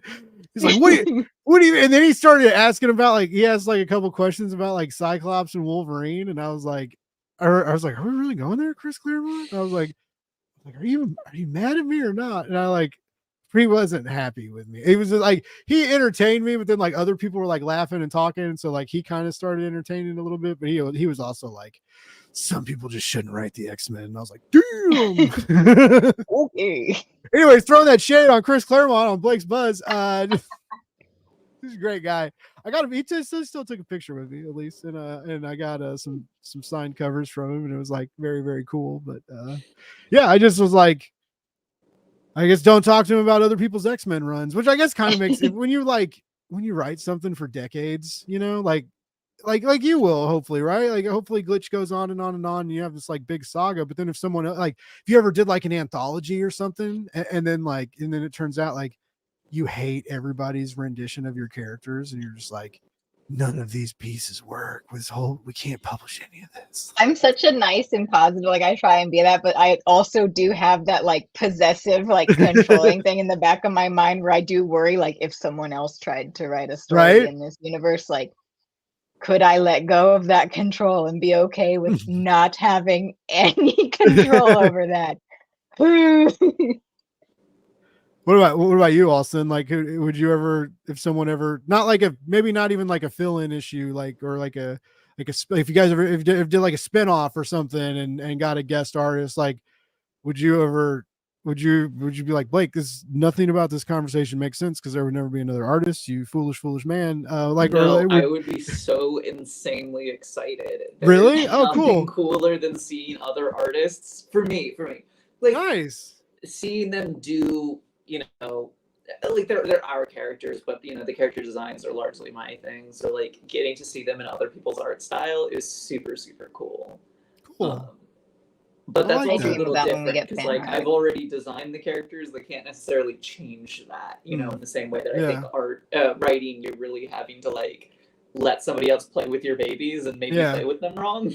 Yeah, right. With art, it's like, no, this is what my babies look like. Do it how your style is, and then but it still has to. It's they can't venture too far. Okay, yeah, I didn't even. Like, I didn't do even it in their that. style, so they can venture far. But like at the end of the day, it's like, yeah, it'd be hard to like write a story about Ari and she looks completely different. You know, like you have to stay within the character. They were like, what if Ari was a me giant like, space fox alien with a tiny human friend? Let's do that instead. You're like, no, we can't do that. Brand new what if series for Glitch. Yeah, just all the craziness.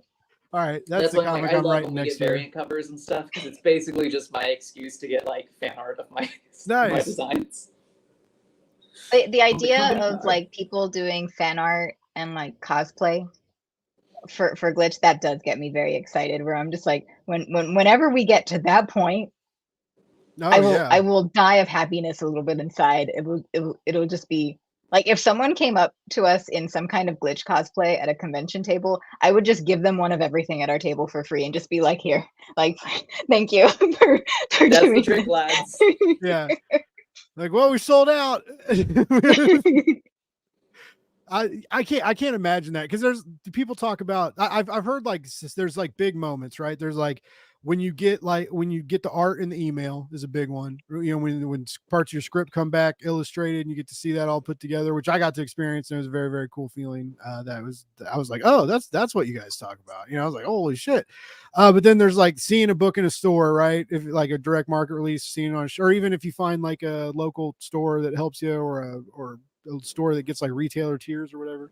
Anyways, like seeing the book on the shelf is another one.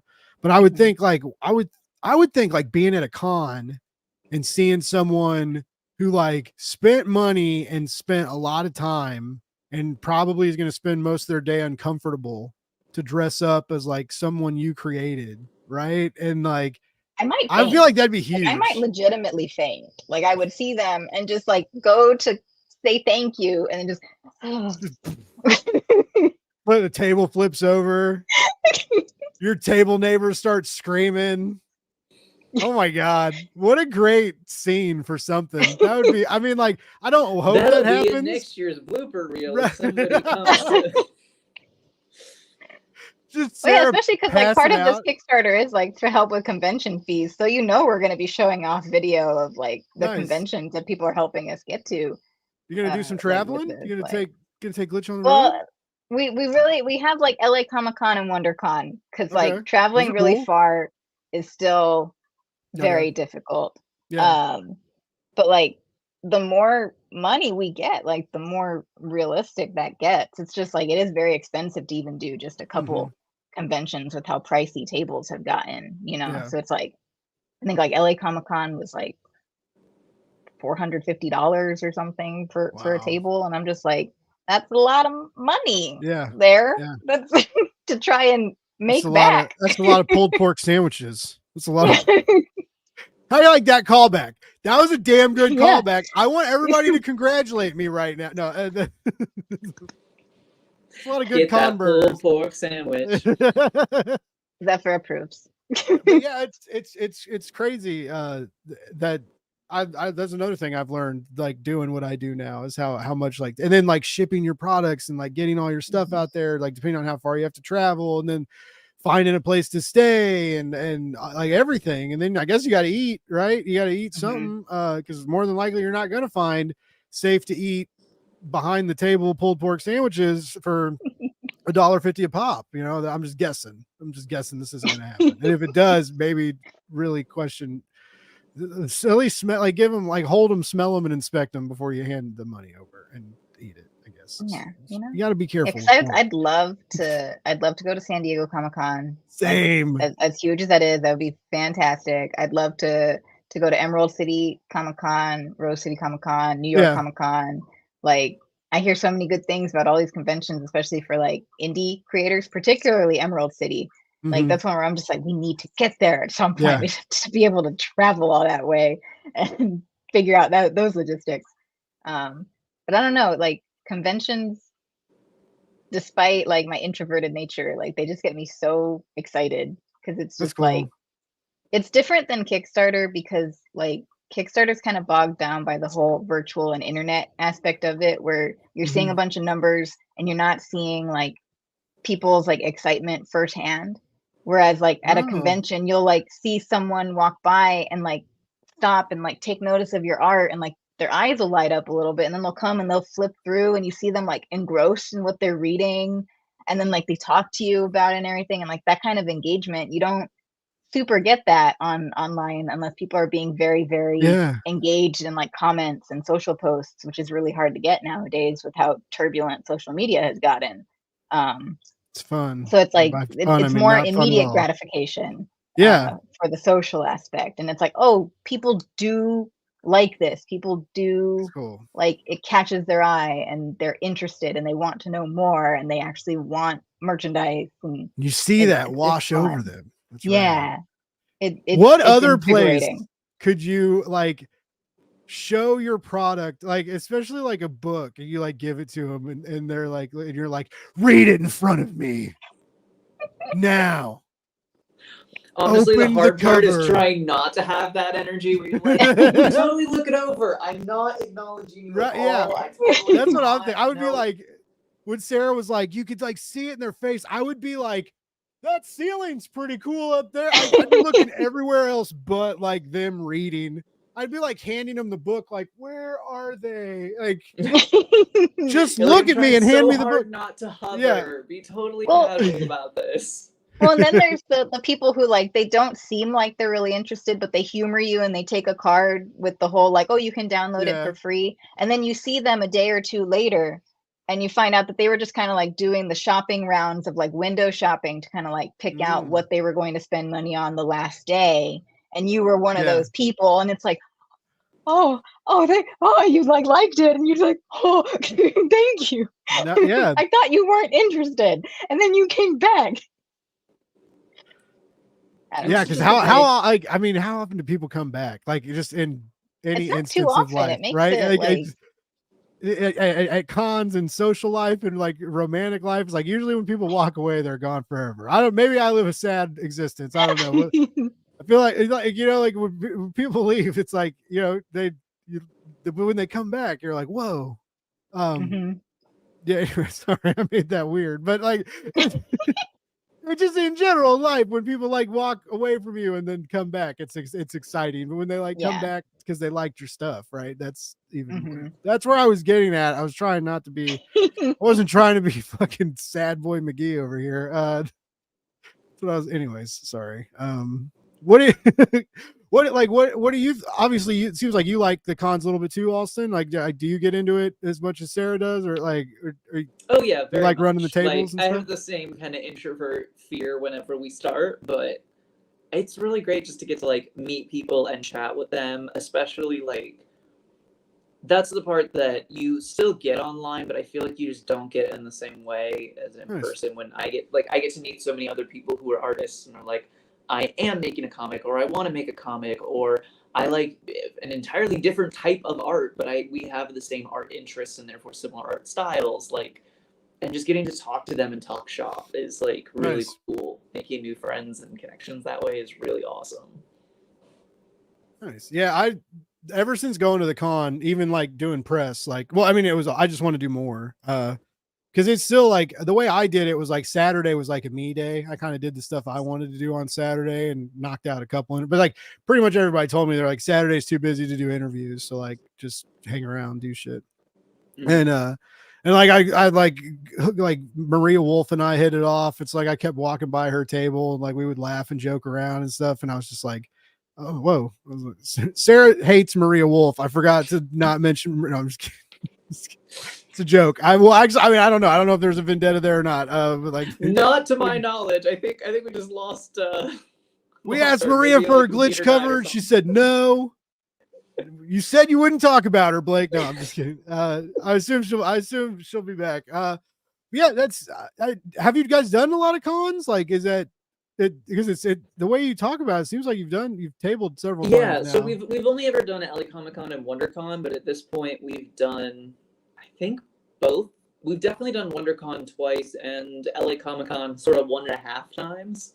Okay. So we've done them a few times, and it's really nice. It's like returning home every time at this point. Yeah, So. it's being on the other side of the table is different. I bet, like, because a lot of people like just going is an experience, but just all those people and like trying to get people's attention. But like you said, like the networking and meeting people and finding new artists and finding like just other nerds in your field that you can like interact with. And like, I made the joke earlier about how like I don't, leaving the house is terrible and like meeting people and stuff, but you do miss it every now, like it's just like you get comfy and then you have like a good social experience, right? And then you're like, oh my God, I missed this. Then you go out next weekend and have a terrible time. And you're like, this is why I never do these things. But no, I just love the con. I even wait in line and you're like showing off, like people start showing off stuff they bought at other booths or got some. And I was like, this, like waiting in line is fun at this magical place. Like, what is this shit? It was crazy. Like it was I just want to do more. It's very addictive. And it's like, you get so tired, but like, you're also like super excited. And like, I remember like at that weekend being over and coming home after the last day. And it was just like, I had too much shit in my backpack and my shoulders hurt and my feet hurt. And I was worn out, but I still I went home and like, couldn't go to sleep. And it was just like, I was like, oh, I want to like talk about it. Right. I want to edit these videos. I was very excited. It's cool. Yeah, no, they always definitely at the end of a convention, like Sarah and I are always so charged up and we're like, oh my God, we want to do like 8 more comics immediately. And then you actually like you get home, you have to unpack everything for the weekend, all the comic supplies. So you're doing that for the first day or two, and then you just crash so hard. Like there's always a delay. I'm always really good for like 2 days after the convention, and then right about Wednesday, I'm just burnt out for like a week. Yeah, because it's a weird kind of exhaustion. It's like fulfilling too, right? I get like like when I used to be really into working out, and you get like those good workout days, and you like drink your fucking protein drink, and you're like, and but you're like yeah, and then like that feels good, and then like it's like running a marathon, and you're like, oh, I feel so good. I'm gonna die now. Yeah, I'm gonna live forever till tomorrow. And now time to just collapse on my couch for like 2 weeks. It's great. Yeah, It's but yeah, so what's Sarah mentioned like Emerald, like what's a big one for you haven't got to go to that you'd like to hit up?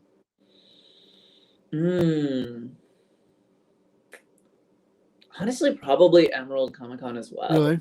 Yeah, like it feels like it's in that nice little niche between like too small to be like, I don't want to say like not worth going to because like all cons are, but if you're, going out of town, you Yeah. you want to make sure it's big enough. But like something like San Diego Comic Con freaks me out. We went one time and I was just like, not even like tabling, just as like I went once to experience the convention, and it was like right after kind of COVID had been lifted and everything else. So it was apparently the like lowest numbers they'd seen in a while, and it was still insanely overwhelming, just the amount of people. So I feel Nice. like Emerald is a good balance of a big convention without, freaking me out by the numbers of folks around.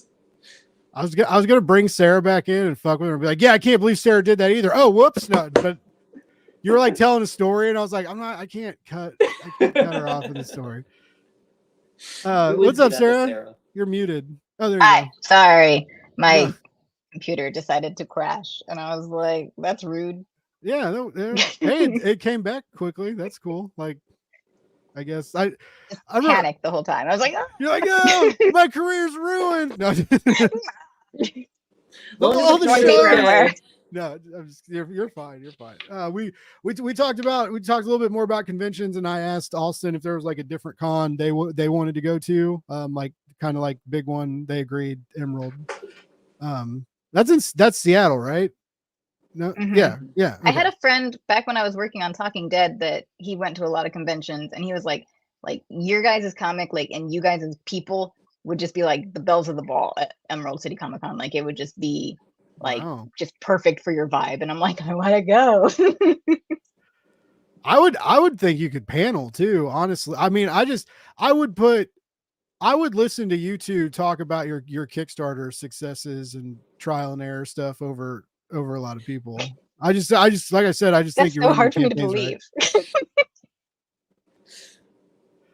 I mean, you're two campaigns in, and you're like, you've implemented like strong strategies in both campaigns so far. You get how to make your audience return. You have a good product. And like I said, you're doing a lot of stuff right. And you have a good book too, which I mean helps a ton. But and like, the pages look good when you see it. But just, yeah, like I said, ever since the giving away the first issue deal, but I wasn't messing around. Like the graphics, the Kickstarter page layout, how you write your Kickstarter story and stuff. It's just you put a lot of thought into it, and the videos and the blooper reel, and it's charming and it's sweet and it's fun, right? And a little bit innocent, also like much like Glitch, right? It's very much similar vibes, which I guess makes sense because you two created or whatever. The blood runs through it. We got Mariella says she commented earlier, I missed it, and said that she liked the sound of the book, and is now commenting again saying red heart shape. I'm assuming she's choking to death, and I'm really sorry. Mariella, I thank you for spending your last moments with Blake. That's my aunt. Oh, okay. I'm just kidding. When I saw that, I didn't know it was like mentioning an emoji, and I thought she was like calling out my like red face, and I was like, I think no. she was. I think, or maybe I don't know. Maybe, but on YouTube does that. YouTube won't let you post like an emoji. It says that. So yeah. Anyways, technology, right? It's so fun. Anyway, that's cool.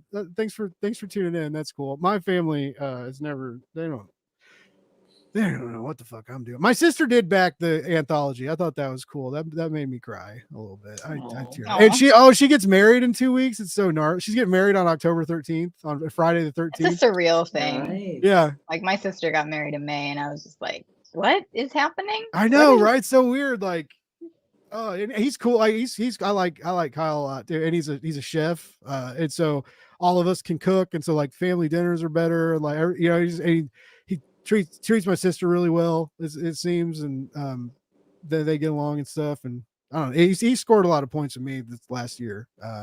Like he went when we lost the dog. Like I don't know a lot of guys that would like go to their girlfriend's family's dog funeral vet thing, right? Like he was like in the room with it. Like he went into the room with us and everything. And like, Aww. and I was like, holy shit, man. I was like, I mean, I knew he was a good dude before that, but like, I was like, you're legit. You're like, legit oh good no, person. we're keeping this one now. Yeah, I was like, I guess, but I keep making I haven't drank in a while. And not because I was like, it just kind of happened on accident. It happened because I was broke. And then I just kind of like didn't drink for a while. Now I'm just kind of like, then I quit smoking cigarettes. I've talked about this. I don't want to, when I drink, I really like to smoke.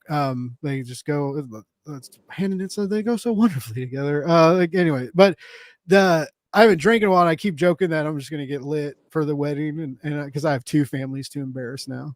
And that's the joke I keep making. But I'm going to give a speech. And the joke was to do like to start it off like a Blake's Buzz episode and then like stop mid speech and then be like, and if you sign up for my Patreon, you can check out the rest of the wedding speech. But yeah, so I gotta come up. I kind of know what I'm gonna say. But I gotta kind of finalize the speech. But yeah, it's just crazy. Like this month I turned 38 this month. I'm almost I'm almost an old piece of shit. I am an old piece of shit, but I'm almost like 40, which is gross. Like what even happens? It's me. I have gray in my beard now. I finally have it's finally happening. I'm like, God damn it. You're rocking it. Yeah, I guess. I don't know. It's the Ninja Turtle hat's what does it. The Ninja Turtle hat and the Blake's Buzz gear. It's what you need. Represent. Yeah. But yeah, it's like, so yeah, my birthday, my sister's getting married, doing just a lot of interviews and a lot of work stuff. And it's just like, it feels like October just started and it's already over simultaneously. Right. Cause I'm like, I don't have enough time for everything, in October, which is cool. It's cool and it's exciting, but yeah, anyways, my kid sister's getting married. I just remembered I have to finish writing the speech. And now I'm like, oh God. That's terrifying. You got this. You got this.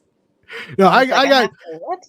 Yeah, basically she doesn't watch my show, so I can say this. I basically I'm gonna it's gonna be about me, which is gonna be kind of funny, I think. But I was gonna talk about all my successes this year and like how how crazy this year's been for me and how chasing your dreams and like the dreams are finally starting to happen.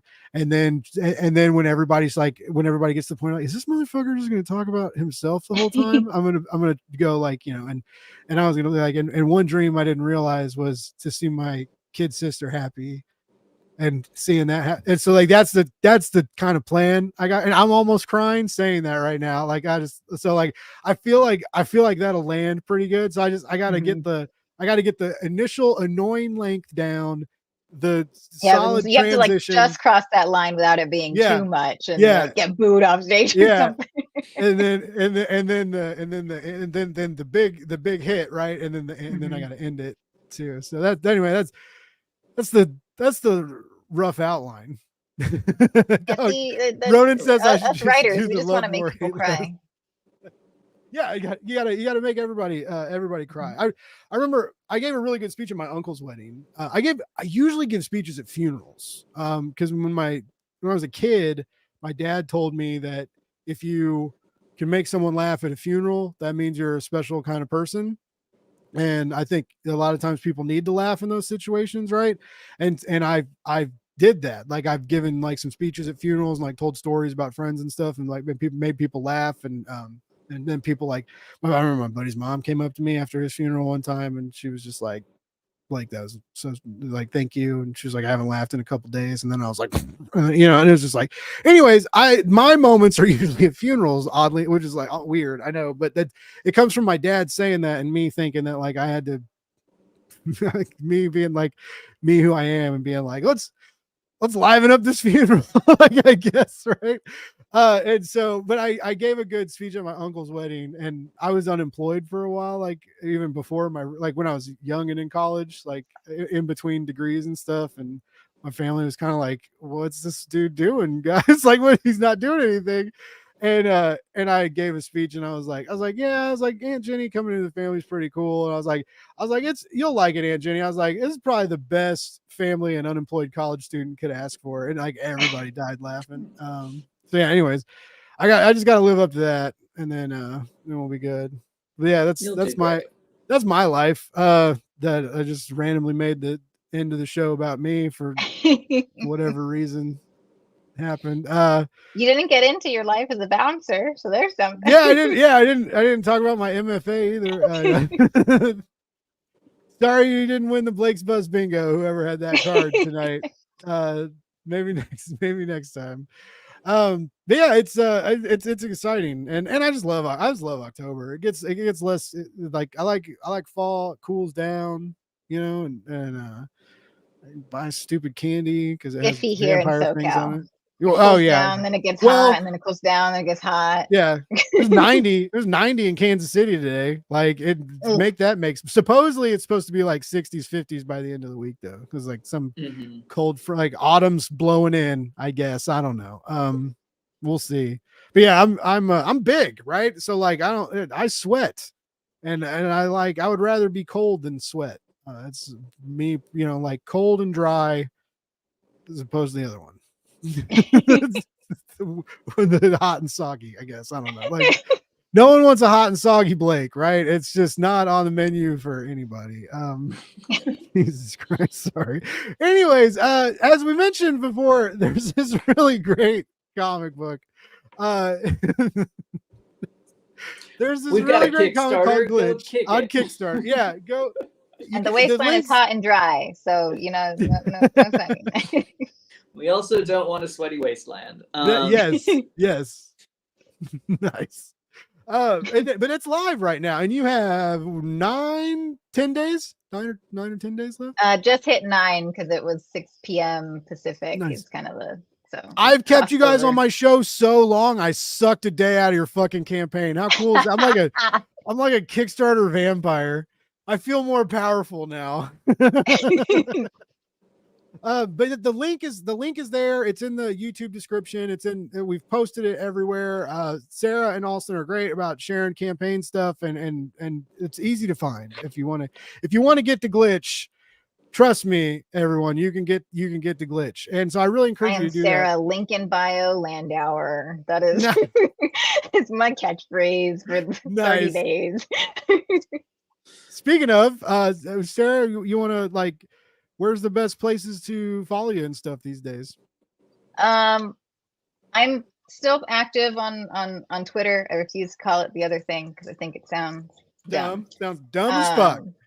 So I'm at SR Landauer there, and that's where you'd get most Glitch things on Twitter. We still have our Wasteland Comics one, but it's not as active because I moved over to Blue Sky, which is Wasteland Comics whatever the whole that weird stuff thing. At the end. Yeah. Okay. Wasteland Comics on Instagram, on Facebook, and newly on TikTok. I am learning TikTok, which makes me feel very old. It's fun. It's kind of fun though. I like it. It's fun, but it takes me like 3 hours to make one video, and I don't understand why. And then it drains my entire phone battery, and I'm like, what has happened? Yeah, no, I get that. When I do where I try and make the green screen stuff, and it's like, it takes forever. And then sometimes I script it, and then people are like, I don't know if scripted content does as well. And then it's like, I don't know. Anyways, I just don't do it, even though I need to. I need to be on TikTok more because I don't get great views on TikTok, right? But it's like I'll post a video or something for a client, and it'll get 600 views, and I know not everybody's using the links and not everybody's checking out the Kickstarter page, but TikTok has a pretty good comic book community, so the likelihood of that is a little higher. Anyways, that's 600 eyes on something that I'm just not utilizing. And then if you do it more and you do it several times a week, or if you really want to do it right, you do it every day, which sounds exhausting. But I try to. Then more people start. Yeah, because how do you do that? It's not like posting a status or posting a tweet, or even a quick and dirty a Giphy video kind of thing. You got to think of a fun punchline, and then put the right image in or the video. It takes forever. Go follow them on TikTok, everybody. They're putting that hard work in. Go over there and the Wasteland Comics, right? That's the other big social media almost on everywhere that y'all got. Yeah. And We they're couldn't good get it about on posting Twitter updates. because someone else had taken it, but that's why it's fine with Blue Sky. So Yeah, yeah. it wasn't taken on Blue Sky. Nice. Also, what about you? Where we find you at? I'm on a bit of a social media hiatus right now, Nice. but you can technically find me at just Alston Novak at Twitter, Instagram, and I am occasionally reblogging stuff on my Tumblr if anyone is still on there. So, alstonnovak.tumblr.com. Is there still a decent comic book community over there? Or is that, do you write no different idea. stuff? You're doing There different are a lot shit? of Okay. artists, but I haven't found as many comic artists. I'm sure they're there. I just don't know how to break into communities. How are you like really happy not being on social media? Is it like doing amazing things for your mental health? Or has Sarah guilt tripped you to infinity because you're not on social media during a live campaign? I'm curious. I do need to be on social media for business reasons. It's been both very good for my mental health and a useless break because I'm still on social media. It's just Tumblr. I'm on Tumblr for like 4 hours a day, so it's just a different flavor of brain rot. But I'm glad to just be missing the Elon Musk madness, so that's fine by me. Yeah, it's I don't doom scroll a lot, but I still randomly stumble across somebody's bullshit, and I'm still like, I'm such a drama king. Like when I start seeing people subtweet shit, like I start looking up, I start poking around trying to see where the drama I have to poke around because I have no idea what they're talking about all the time. And I'm like, how do I find out what they're talking about? Like, I'm mostly just curious. I don't want to participate, but like, I feel out of the loop. Oh my God, I love that. I just want to know who to spy on. Like, please. It's like, should I be avoiding something? I don't know what's happening. Oh my God, that sounds wonderful. No, it's really not. I spend so much time posting stuff and retweeting stuff now. Like I said, I don't interact as much as I should. But other than like on Fridays with Metal Ninja with like the Friday Fun Day, because then I'm like, I like to comment on everybody's thing. And I mean, no, it's not me, it's the ninja. No, it's totally not you. Everybody fucking knows me. But like, I just, when people, everybody retweets the campaign, but I like to throw in a little like encouraging. It's like, oh, this looks nice when there's like a comment. Yeah. Because you're not used to getting them, because most of those, it's just like, you're lucky if you'll get like some retweets but when someone comments, it's like, ooh, that's nice. See? I try and like Metal Ninja Studios have enough like spoons for that to like leave comments on people's things occasionally, because I'm like, it makes me feel good when people do that, so I want to try and do that for other people and just be like, this looks awesome, or like, oh, joke's on you guys, I use Chat GPT and have it generate random comments about print me 50 comments politely encouraging Kickstarter creators. Copy paste. I'm such a nice guy. No, I'm kidding. You'd probably notice it would say everybody would be captivating. Like, your campaign is so captivating. Your captivating Kickstarter really caught my eye. No, I don't even need ChatGPT to just use the same adjective over and over again. I call right? Yeah, you just do like, that. This is brilliant. This is incredible. This is brilliant. This is amazing. This is brilliant. Like, awesome. I say that. I catch myself saying that a lot. Like, this looks awesome. Oh, this is so awesome. Oh, this looks great. This is awesome. Like, I'm guilty of using awesome all the time. Yeah, it's a good word. It's a good, like, not many people say awesome like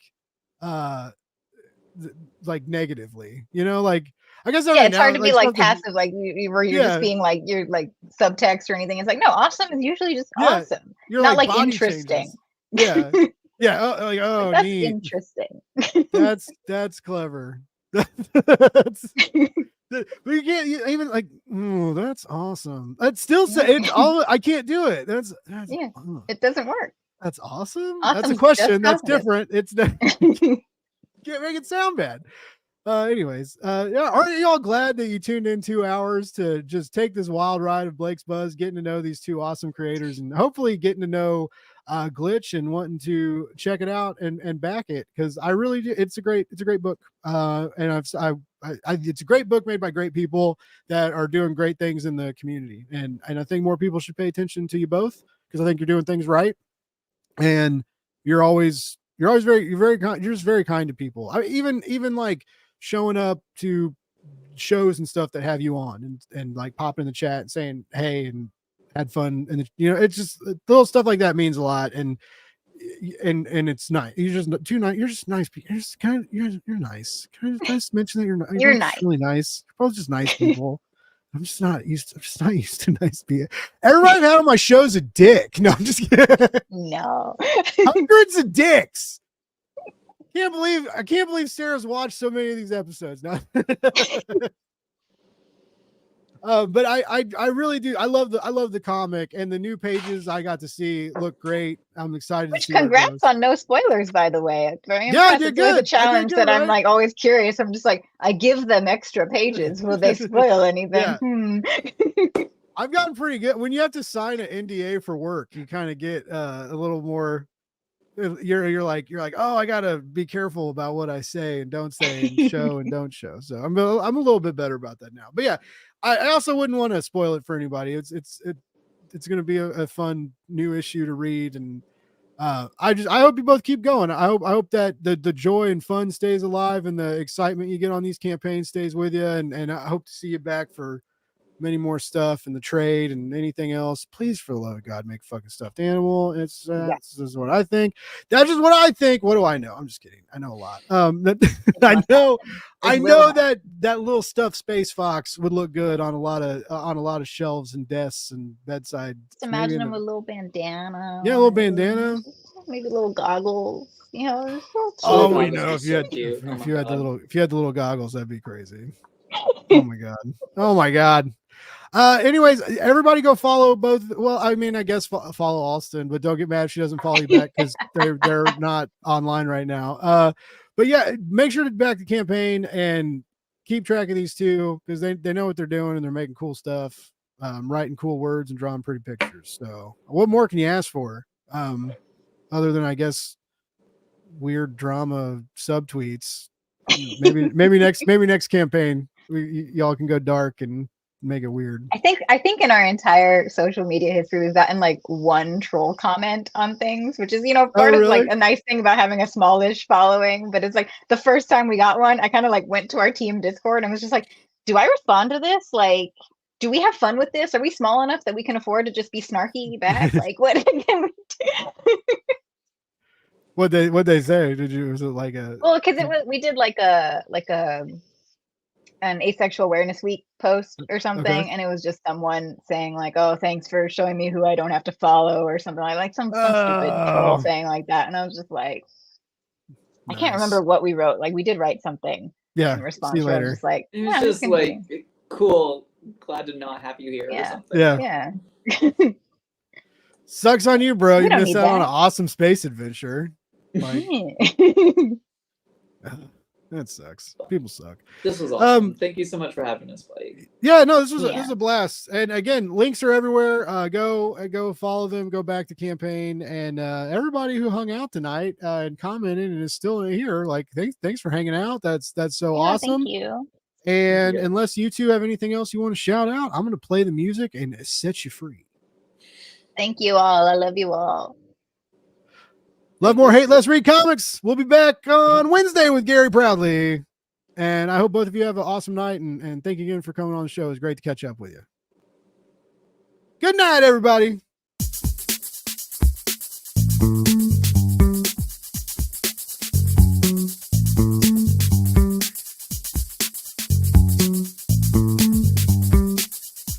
It's Blake's Buzz Live.